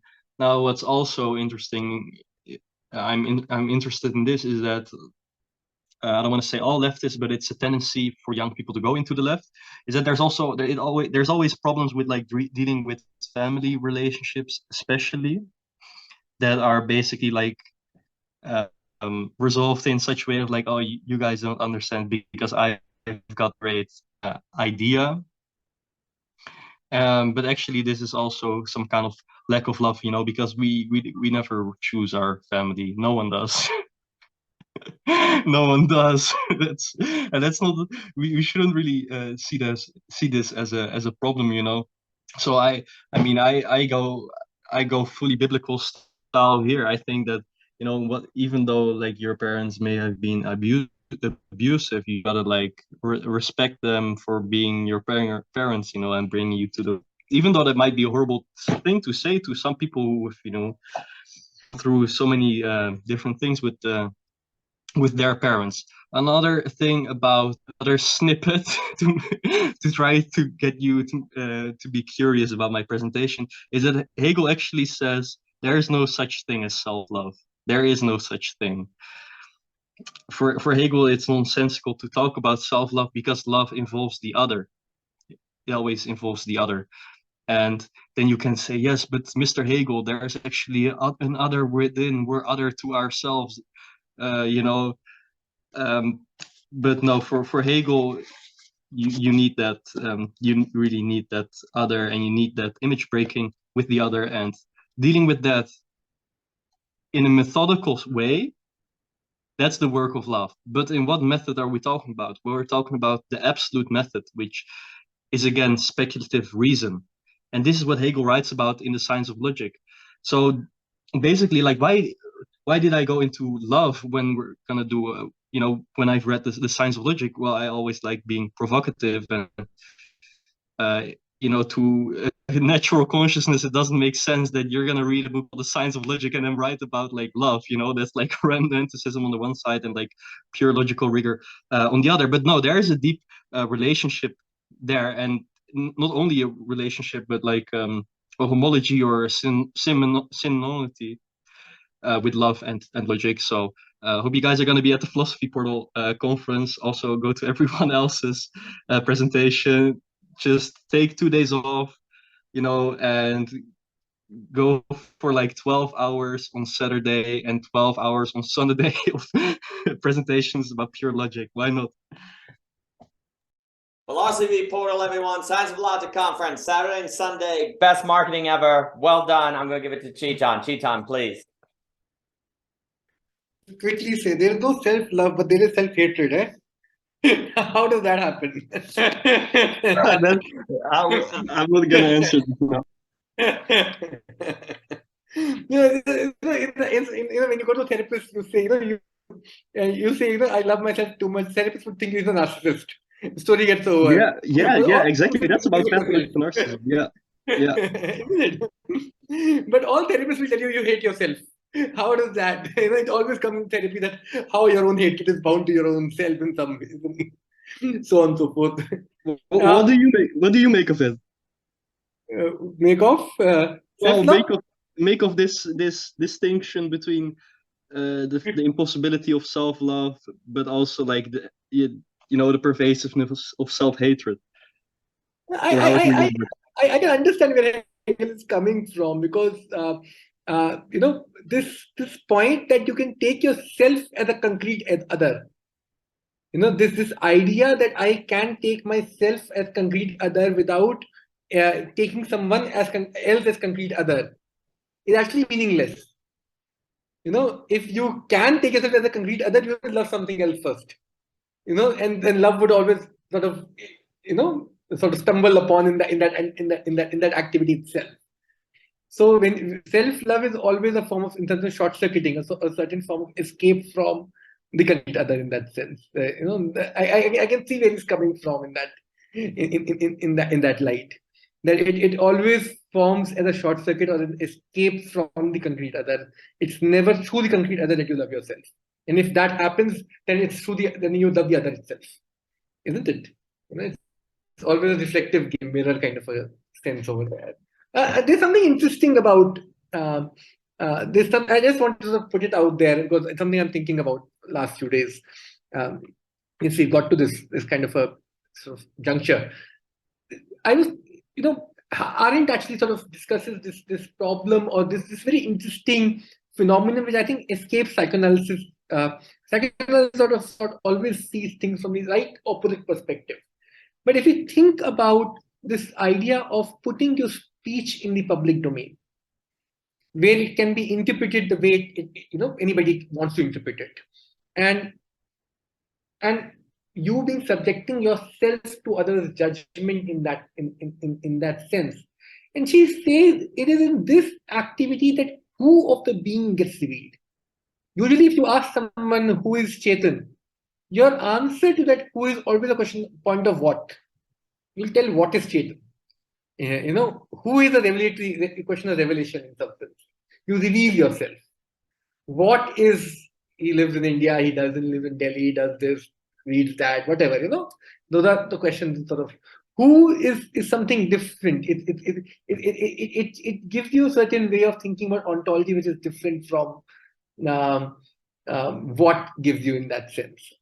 And it is only in this activity where there are no fixed ends possible, where I cannot control what you're going to think about what I'm saying, where I cannot completely reduce your reaction to me. That's something of like a who of my being gets revealed. We can have a grand discourse upon philosophy of what she's saying, but I think if we all can instinctively relate to what she's saying. There is something about when you hear someone speak. A lot of times we say when we hear a philosopher speak, in his personal life he would be a very bad man. It's only he's speaking like this, and But what she's doing is that she's reversing it. She's saying that he is revealing something more honest and authentic of himself in that moment of speech than he would do in his personal relations. Am I right? You can do all kinds of fabrications over there, but and I think all artists understand that some part of themselves gets revealed in their art. All authentic artists, feel that if you write a poem, you write something, and somebody else responds to that poem, he's responding to a part of your being which is not visible just to anybody around you in that sense. What is it about that who? And I think when Rumi is writing this poem of saying that you look at the thorn and the rose being there, I don't think rose is a fixed object in Rumi's mind, which is why she's saying the fullness of the moon. I think rose is something of this fullness of the being itself. And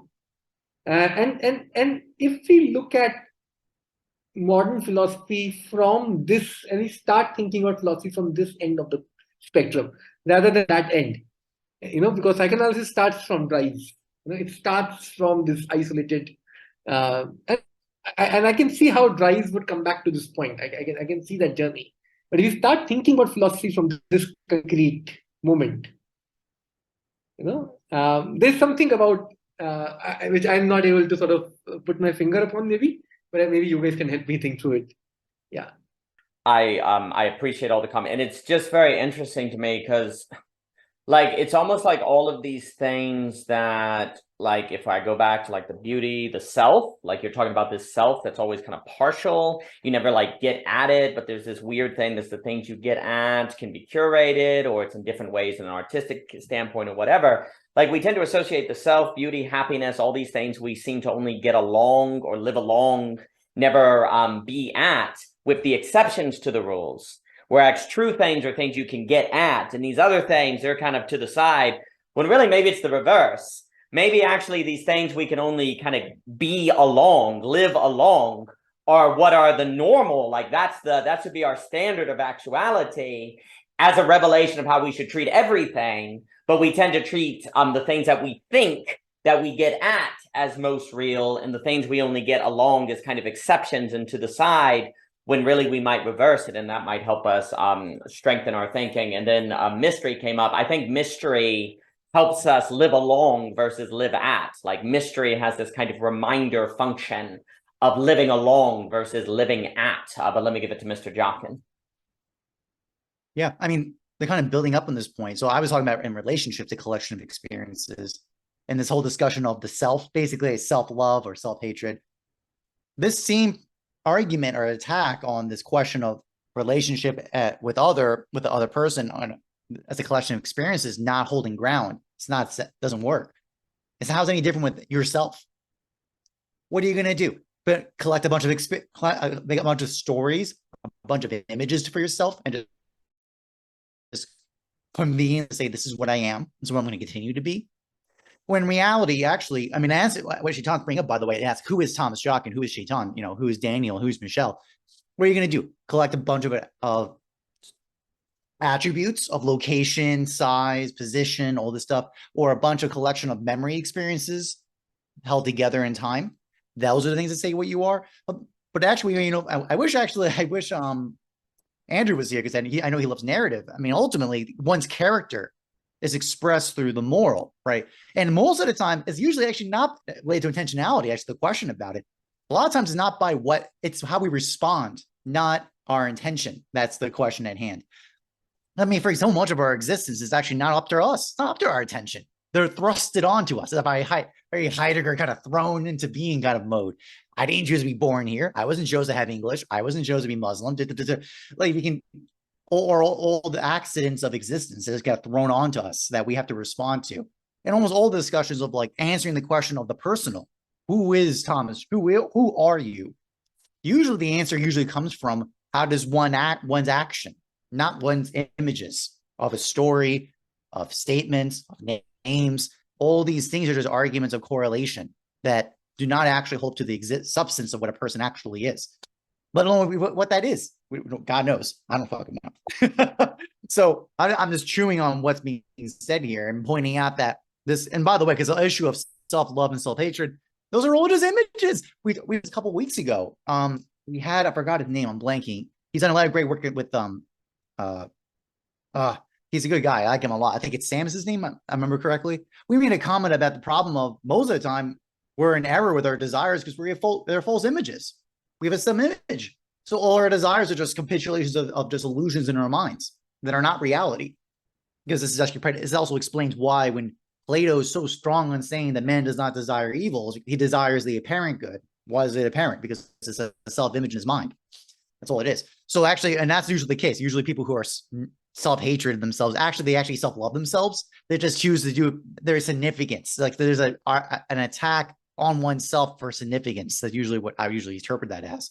So it's kind of boring because, like, congratulations, you hate yourself. And what of it? It's not interesting per se, because it's just another it's actually no different than the narcissist who just loves himself with aggrandizements. It's the same thing, self-image that you're projecting onto yourself. So that's actually my original bringing forth of my hesitation on the relationship as a collection of experiences. I've now moved it over to even our own self-image or our own self-accounting of who and what we are. that if we just use the self-image of, well, this is what I am in the past, I'm gonna collect a bunch of stories and experiences and attributes, who cares? The all could be stripped away instantaneously because they're all just accidental abundlements. What's there is probably going to be something else, as I discussed. Maybe it's an accounting of your response to circumstance. Is it the weighting? Is it basically your theological virtues cultivating, basically, and given the opportunity to express themselves? Thus, the answer why the ascetic kind of escape from the world doesn't cut it. That all the Abrahamic faiths tell you to go forth in the world. They tell you in charity you have to act in the world. Why? Because if you just run away from it, you're not actually achieving what the demand is of evangelization, sending out the good news. Anyways, that's all I got. I'm gonna throw it back to the group. That's a lovely comment. And on your stuff, what you were saying about action, then I'll give it to Javier, Chitan, or Chitan. I think you have to run. Let me give it to Chitan, please. Quickly, it's interesting that this question of who and story that you bring is very interesting, because who can always be told in the form of a story. Even the morals of a person becomes visible to you when the story is there. Without story, there are no morals. There is no moral in the vacuum. It's only the story which gives you the sense of the virtue, the moral, the fabric, the character, and all of those things. There's something about story and that who that you bring out is extremely important. Even Arendt mentions it in fact in the book. Yeah. No, that's excellent with story. And I kind of just had this image of a surfer. He's sitting on the ocean on his wave, but he just sits on it. He never actually catches a wave. And then he goes and tells people he's a surfer. We'd all be like, yeah, John. Yeah, you're a real good surfer, buddy. There's something about you have to do the act of catching the wave to be a surfer, right? But you could collect all of the memories and all the times you were out sitting on your surfboard, not actually catching any waves.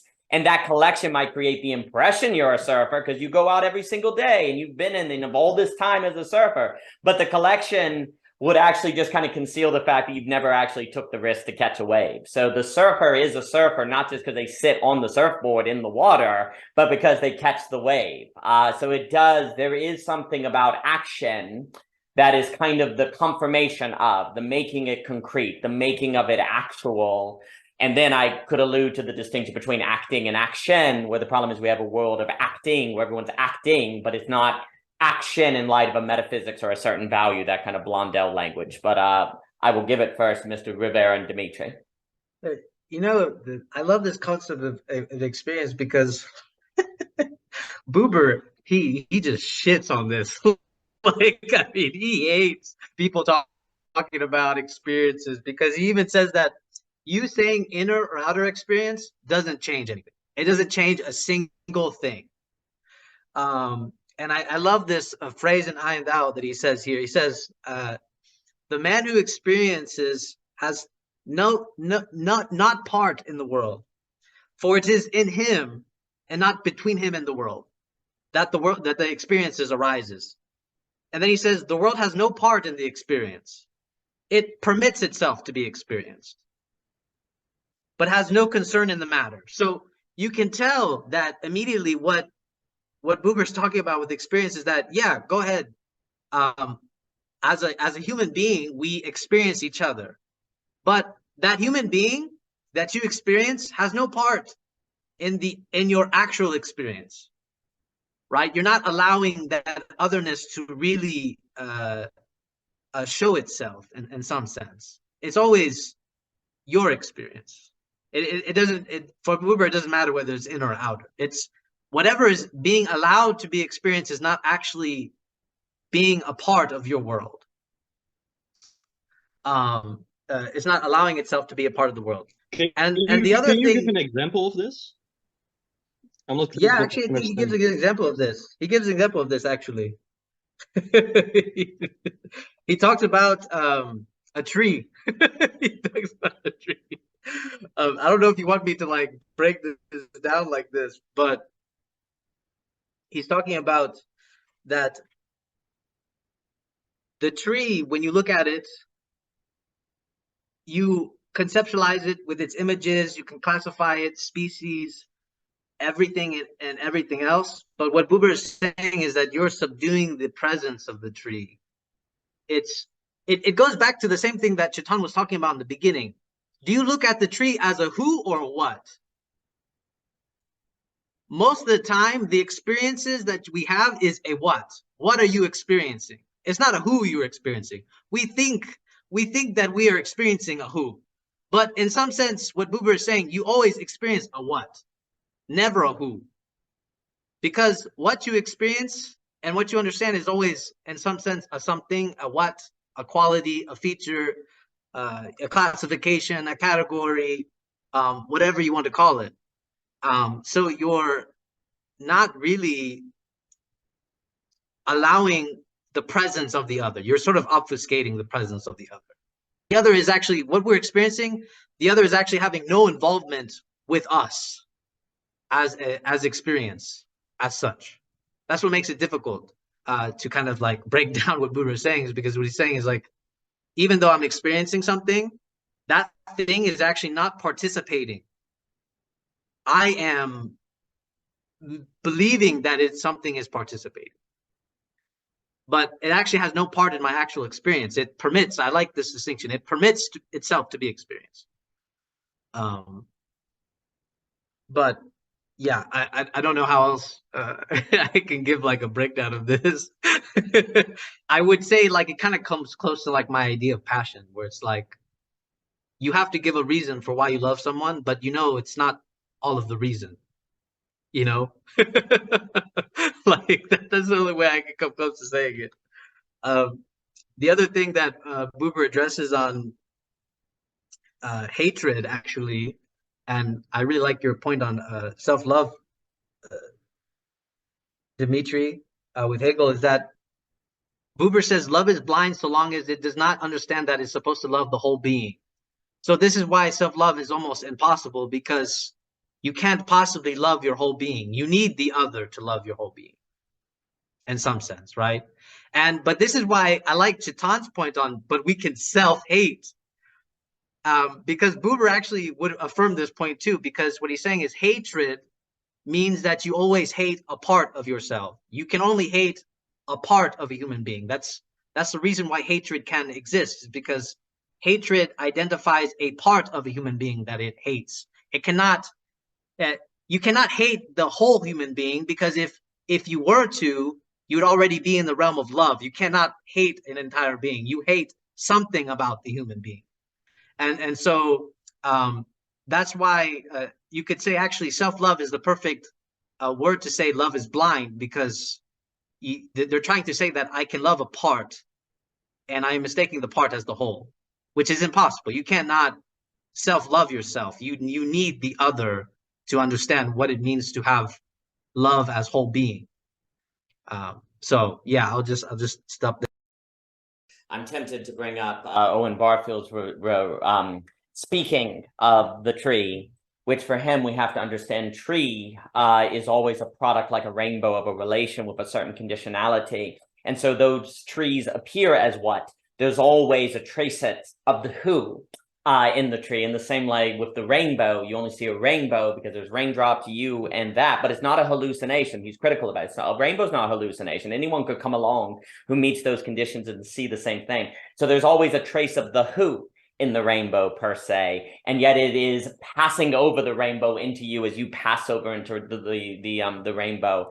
But if you see the rainbow as kind of independent of you observing it in the certain conditionality, then it becomes a what, perhaps, and that would be quite problematic.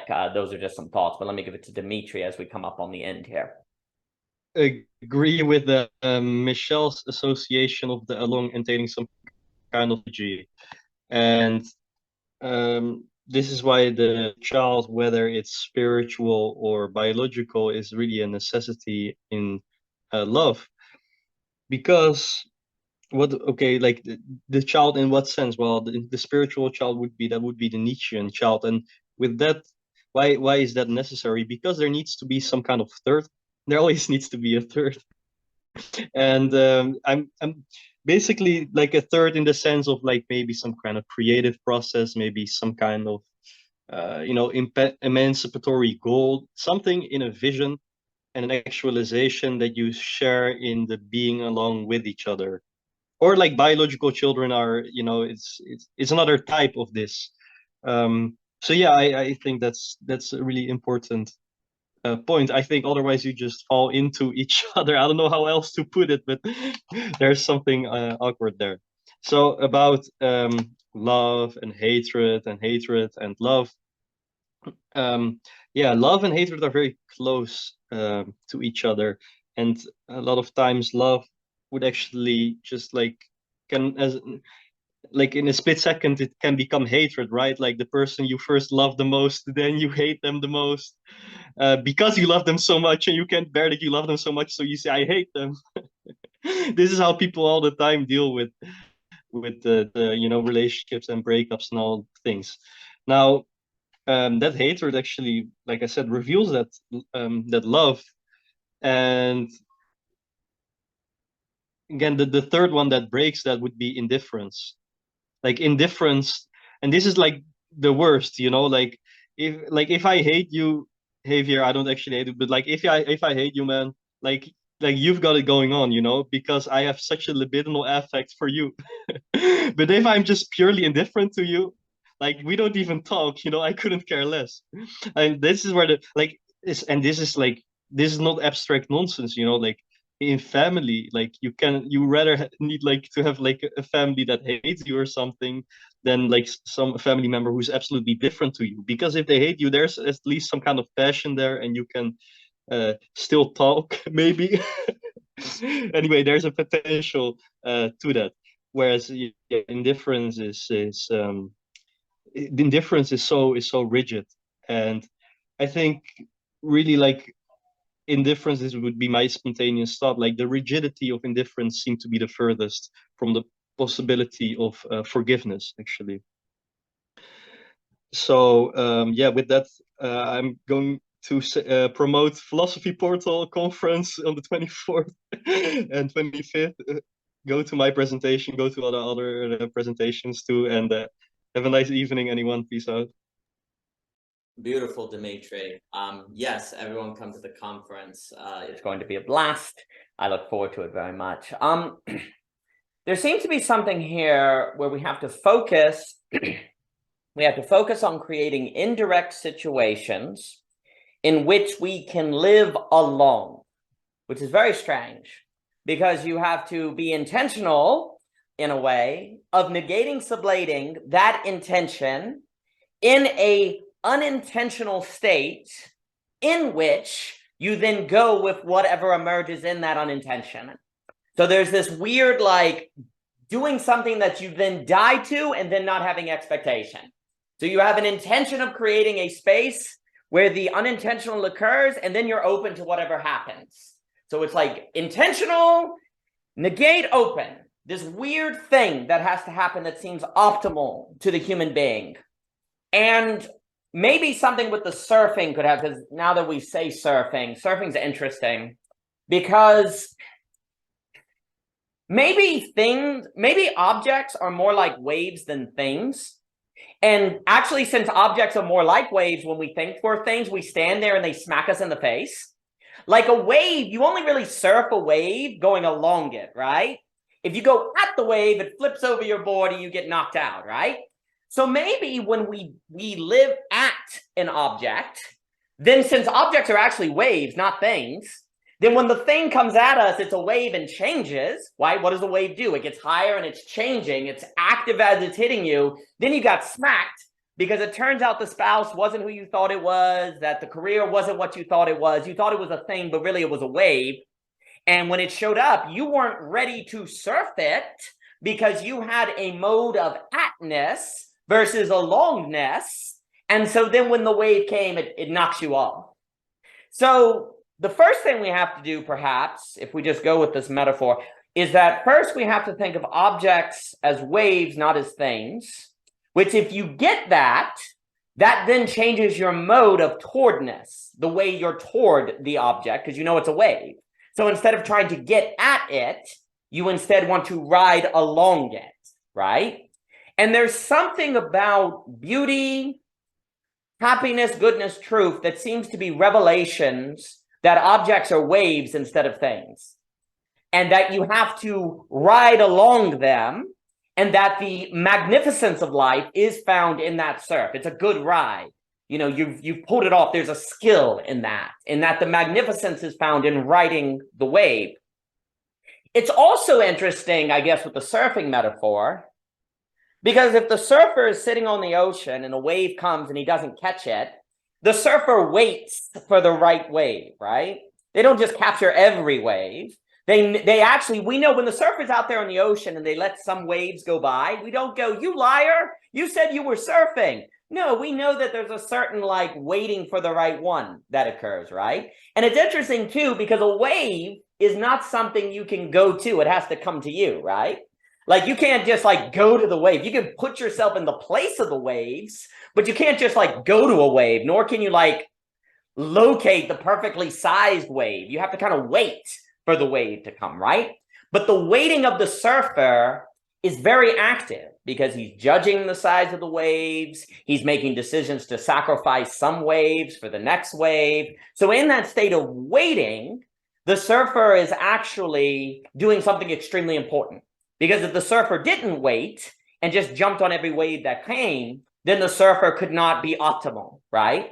So in the state of waiting, the surfer is judging, he's acting, he's making decisions until the right wave comes. And when the right wave comes, it is not the product of the surfer getting at the wave, but waiting for the wave to come and then having the correct skill and mode to ride the wave. And it would seem as if life is more like that than it is objects as things, right? So if we start thinking perhaps of life as more like an ocean, objects more like waves than things, and then we have a mode of being along versus being at, then that could help. Now, I suppose we could say things are objects in the understanding, and what we have to do is get to reason where you can speculatively know things as waves, right?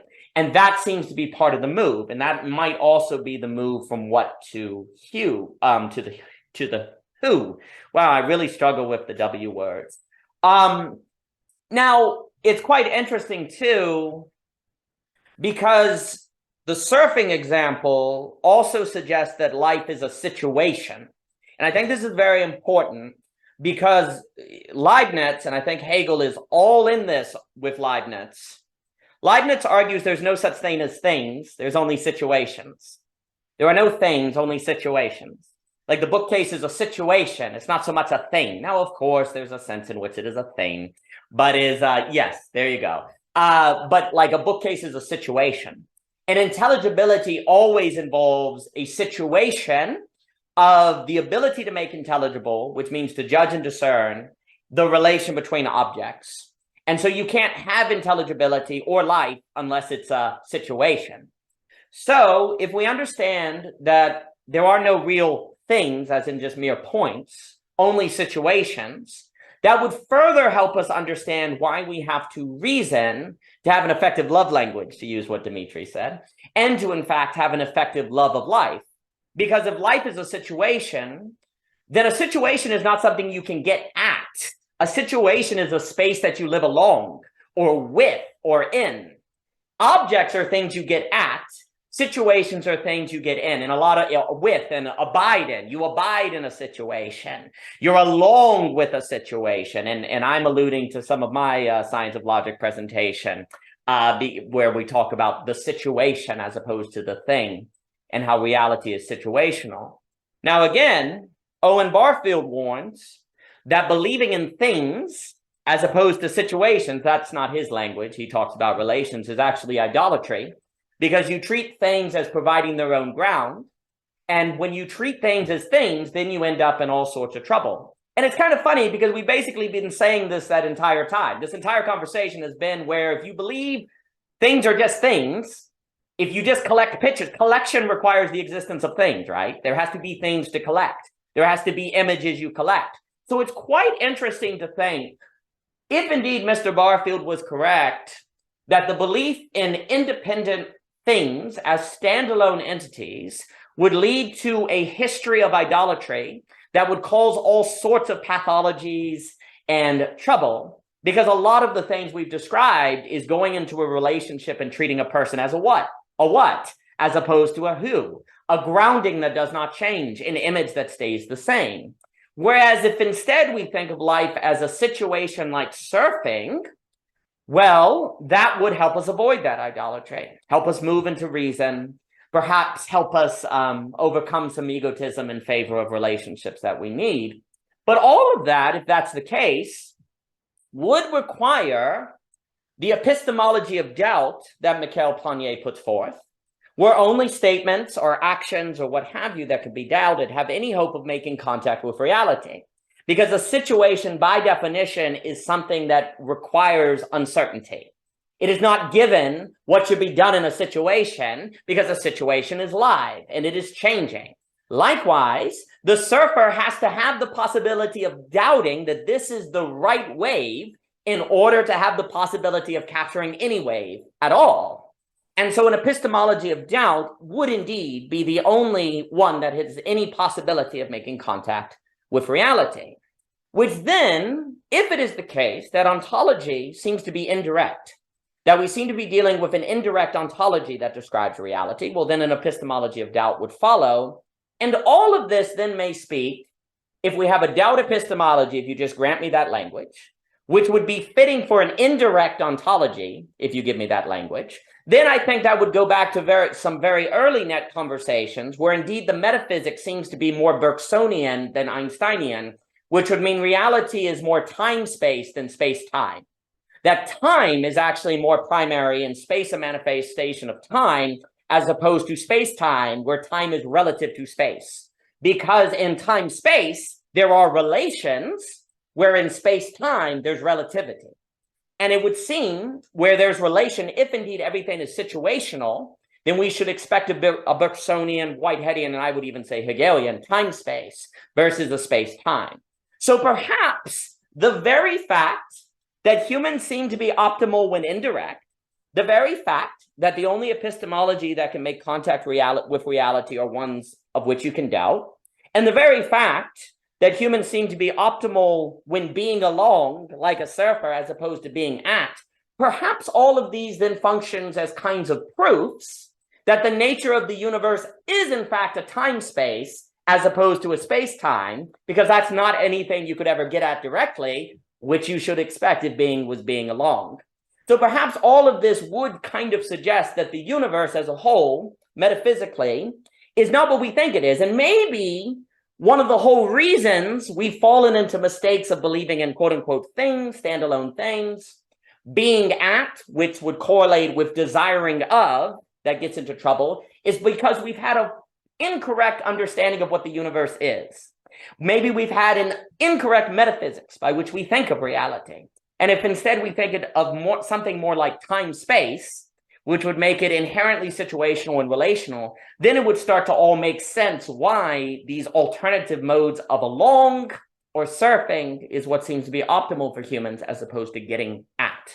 So perhaps all of this would suggest a epistemology, ontology, and metaphysics of which all come together to create a more human situation. But with that, I will run to work and do some unfolding of chairs. But I've enjoyed the conversation very much. It has been delightful. Thank you for your time, friends.